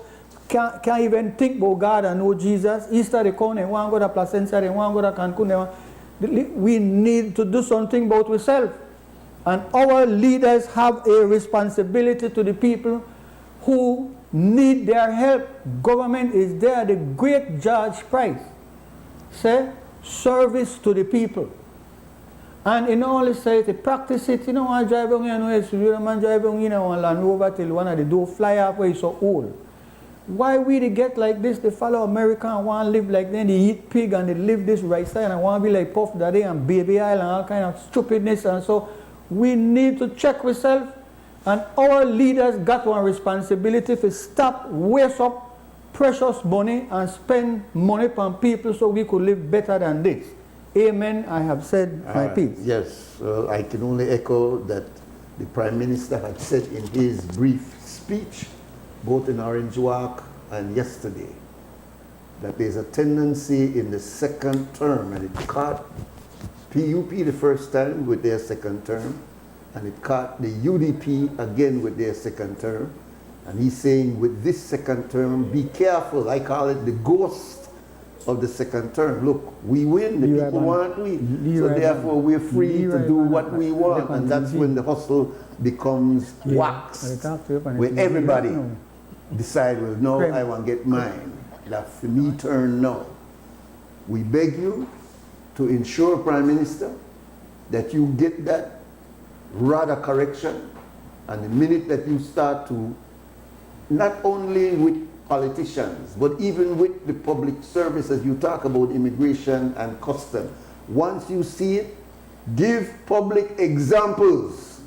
Because when you march people in front of the line and say, this year want to do it, then the one where they come behind want to make sure you don't get that. If you don't do that, if you just give them a speech and think that that is enough to stop the corruption, you are wrong, sir. You've got to make sure that your statement yesterday and on Wednesday night in Orange Walk is fulfilled through action. You've gotten a mandate and you are on top of things in so many ways. Don't spoil it in this second term by allowing that virus of corruption, which doesn't only affect Belize, but affect most governments. Don't allow it, Mr. Briceño, to infiltrate into your ministers and ministries, and we end up throwing you out because of corruption, as we threw out the UDP because of that same problem of corruption. Dickie, I want to thank you, and those persons who called and wanted to make their statements. Unfortunately, we weren't able to entertain that. But like I said, we may go along this year. So we have to bring you back, because most of what I wanted to discuss with you this morning, besides a post-election, doing some analysis of what took place, I also wanted to touch on some fundamental issues. For example, the ICJ decision will come in this administration. We won't lose our country. We don't lose the country, but we need to discuss it because it's gone under the bridge. We need to be able to also look the MCC, which was to bring us a $250 million, which they gave, it's been pulled back as they pull it back from Nepal. Yeah. And this situation is important for us to know, the deportation issue. These are all issues that we need to keep relevant and in front of us. Well, you're going, but let's hurry say this. With the new president in the United States of America, who continued to tell Canada that they must join up and become part of America, be another state, the 51st state, with him saying that he has told their war machine to start to plan to take the Panama Canal. If Guatemala not stupid, Guatemala can go ask that man, Donald Trump.